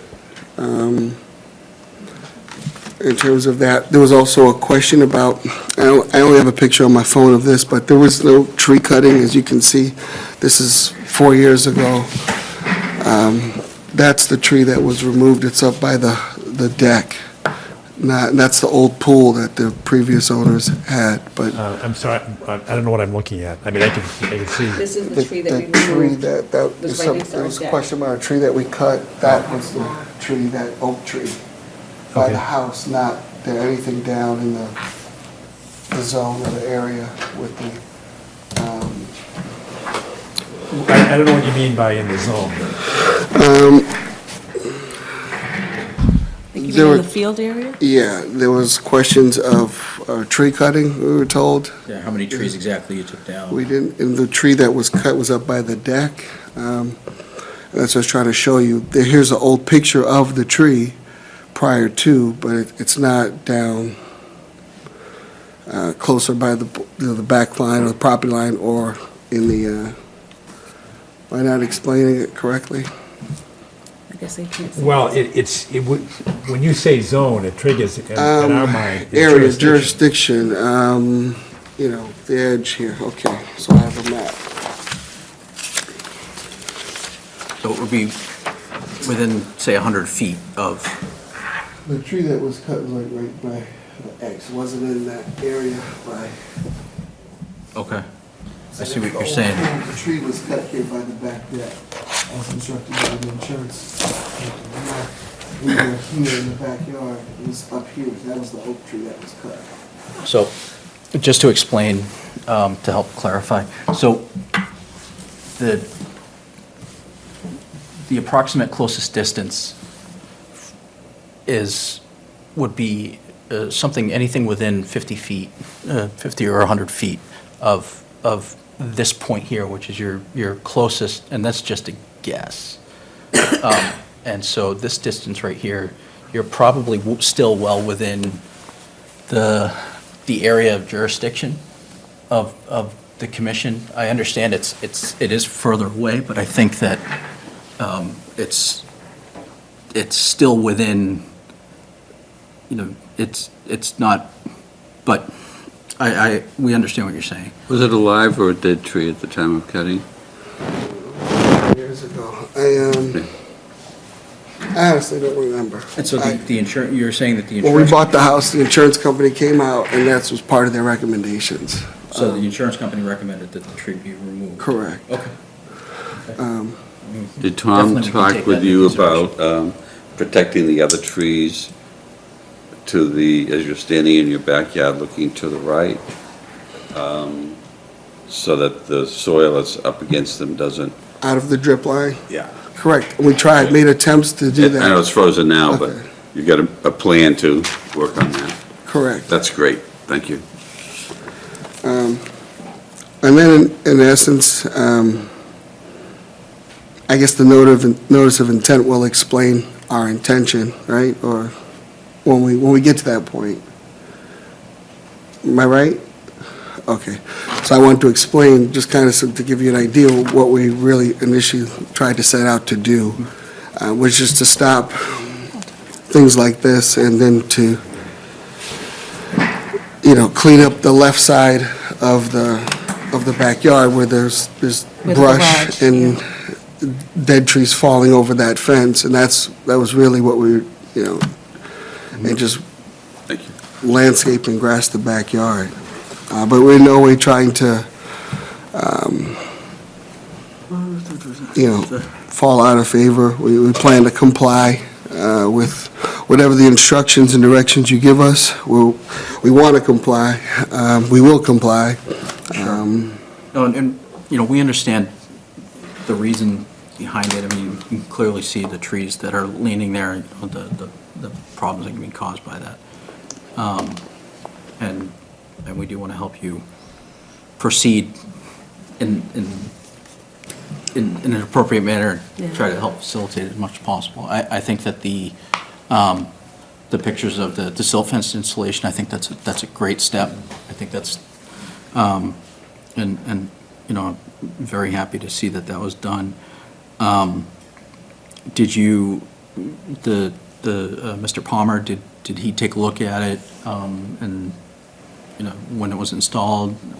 His site visit was before.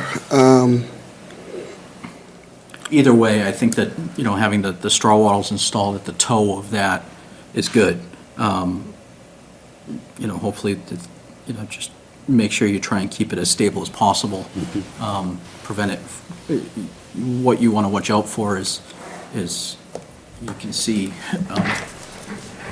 if you look right here, there's a channel that's forming where the water starts going like this, and that'll actually wash underneath. Okay. And so that's what you want to keep an eye on until you get it stabilized. Yeah, so, exactly. I think you're moving in a very positive direction. I think you are. And when did the silt fence go in? Fairly recent, to the last, since communicating with Thomas, doing the emails back from him. I don't have a specific date, but Within this week? no, was it? It's within the month of February, but I don't know when. Because part of it started in terms of, it was completed recently, but it was started before, and the hay bales, but it was based on weather. So When we went out to see you, we had suggested that you immediately go out and get some kind of a tarp or a canvas to put over it. Did you do that? yeah, that was done. But in terms of dates, I don't have timing for that. All right, but you didn't take any pictures of the tarp that you used? No. When Tom Palmer was first there, did he look at the site? When he was first there. Did Tom Palmer come out to your house and look at it? Yes. And when he came out, was the tarp in place? I don't know, but I could find out the date that he came out. Well, we're gonna ask Tom, I'm gonna ask Tom Palmer, when you first went out there, was there a tarp in place? Did you do anything until the point that, and I assume Tom Palmer helped you put the silt fence in and the terra logs? Is that correct? Did you do that at his suggestion? We did that after communicating back. I was told, you know, I think that was Also- suggested at a site walk, that you wanted from that tree to the garage, you wanted something there. That day, he was gonna go out and get a tarp. That was the top, I thought it was, okay. there was a top there. It wasn't the kind that was recommended. And then that day it was started to snow. And so I know you said, I said I would go out and I would try, but to get all these materials, had to go to like 4 different places. I ended up getting the stuff from Peabody. So you're saying that you did not put the tarp down? And it's not what I said. I'm saying I don't remember the date of the tarp. I don't remember the date. I can tell you the day that Tom Palmer came out, because I have his invoice for the site visit.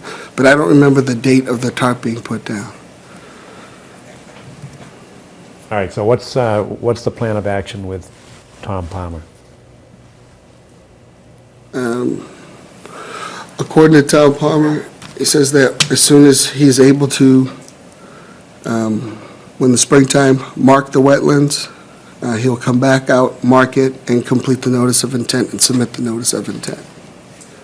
The notice of intent will be what we plan to do in terms of planting and Removal of fill. removal of fill in the plan of action. But there is some questions in terms of whether you wanted some things dug back, and then some part of it had to be done by hand. That's correct. So in terms of the removal of the fill, I'm assuming that's by machine. Well, when you dig back the fill, that is the fill. And so when you're next to the stream, and that's done by hand. And then if you're far enough away from the stream, and that's what we'd want to have Tom Palmer weigh in on, how far away from the stream can you shift to machine work? So it's not just the stream, adjacent to the stream, the area of transition between the stream and where your feet don't get wet anymore is upland. You know, there's an area in between a transition that's considered wetland, which has now been covered, which looks like has been covered by the dirt that's been pushed up to the edge there. And so what we'd like Tom to do is reestablish where that transition ends between wetland and upland. Does that make sense? And it's, sorry. He'll explain it. He'll do very good at that. So it's not just where the water flows that you can see. There are certain plants, there's certain where the water stays very close to the ground surface. That's also covered, is supposed to be protected. Okay. And so It's the watering area, and it could be very irregular, and it takes a wetland scientist to determine what that bordering area is. But unfortunately, when you spread the dirt out, you spread it on top of that, and that's falls under the Clean Water Act wetland jurisdiction. So we're trying to get you to push it back to where it needs to go. But we can't do that until the weather, until the ground is. Understood. Right, okay. You can't do it now anyhow, because it's all frozen. Right. And you don't want to do it before he delineates it. because Figures you out could- where that edge is. You could take out more than you need to take out in one area, you could take less than you need to take out in another area, so In your his notice, expertise would be very helpful to you. the notice of intent for your proposal will have to be approved by the commission before you start any job of removing anything from He it. mentioned that, got to get permission, neighborhood meetings and so forth, and the neighbors notified, and your recommendations. But whether tonight or at some point, if there's anything else that we need, so the intent is correct, that's what we're kind of looking for direction on, other than what you just stated, some kind of direction and instruction, so that when we go to submit it, it's suitable. Was that a question, or? Yes, yeah. We're looking for a restoration plan. He will know what that is. And in the interim, until that's submitted, we want to ensure is that again, the ground remains stable, the conditions don't degrade, and the material doesn't move any further towards Wetland? into the stream or wetland, yeah.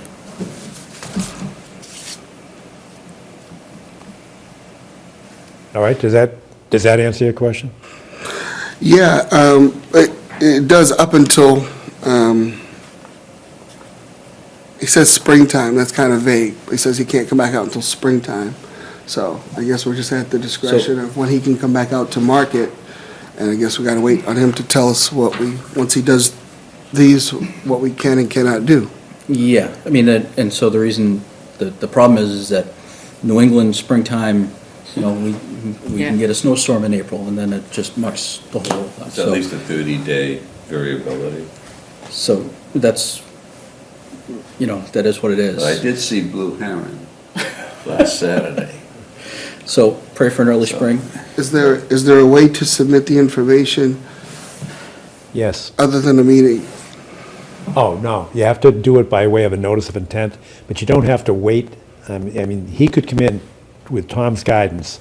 You could write out a notice of intent that this is the plan of action. To pull the ground, to pull the full back from the stream to its pre-existing contours, and then how to dig out around the trees, and that would have to be done by hand, because you can't have a, machine in there destroying the trees.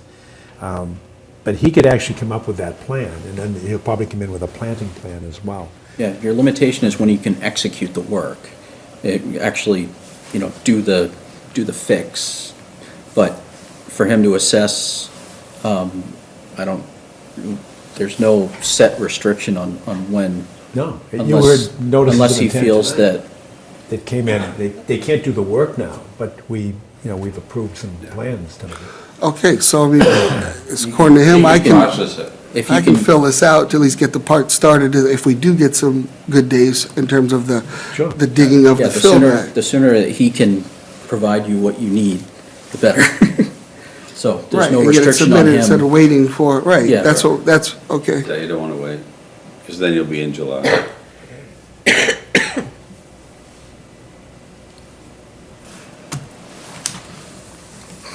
All right, so if you go to him and say, I need a restoration plan that I can put into a notice of intent to seek permission, we need to get started on that right away. Even if we can't do it now because the ground is frozen, we can wait for that. If you start the process of getting the permit approval, then everybody's happier. Okay, All right? okay. Any other questions?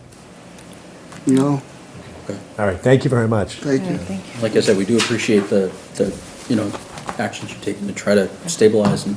Thank you, and Do you sorry. keep the photographs, or? It's up to you. If you want to submit them for the file, Yeah, I we think keep it would them, be or nice, if just because it you. means you are, there's another. Yeah, it helps. Alrighty, thank you. Good, thank you very much. I'm not here, Steve is here. I don't want to see the pictures. Good night. Good night, thank you. Thank you.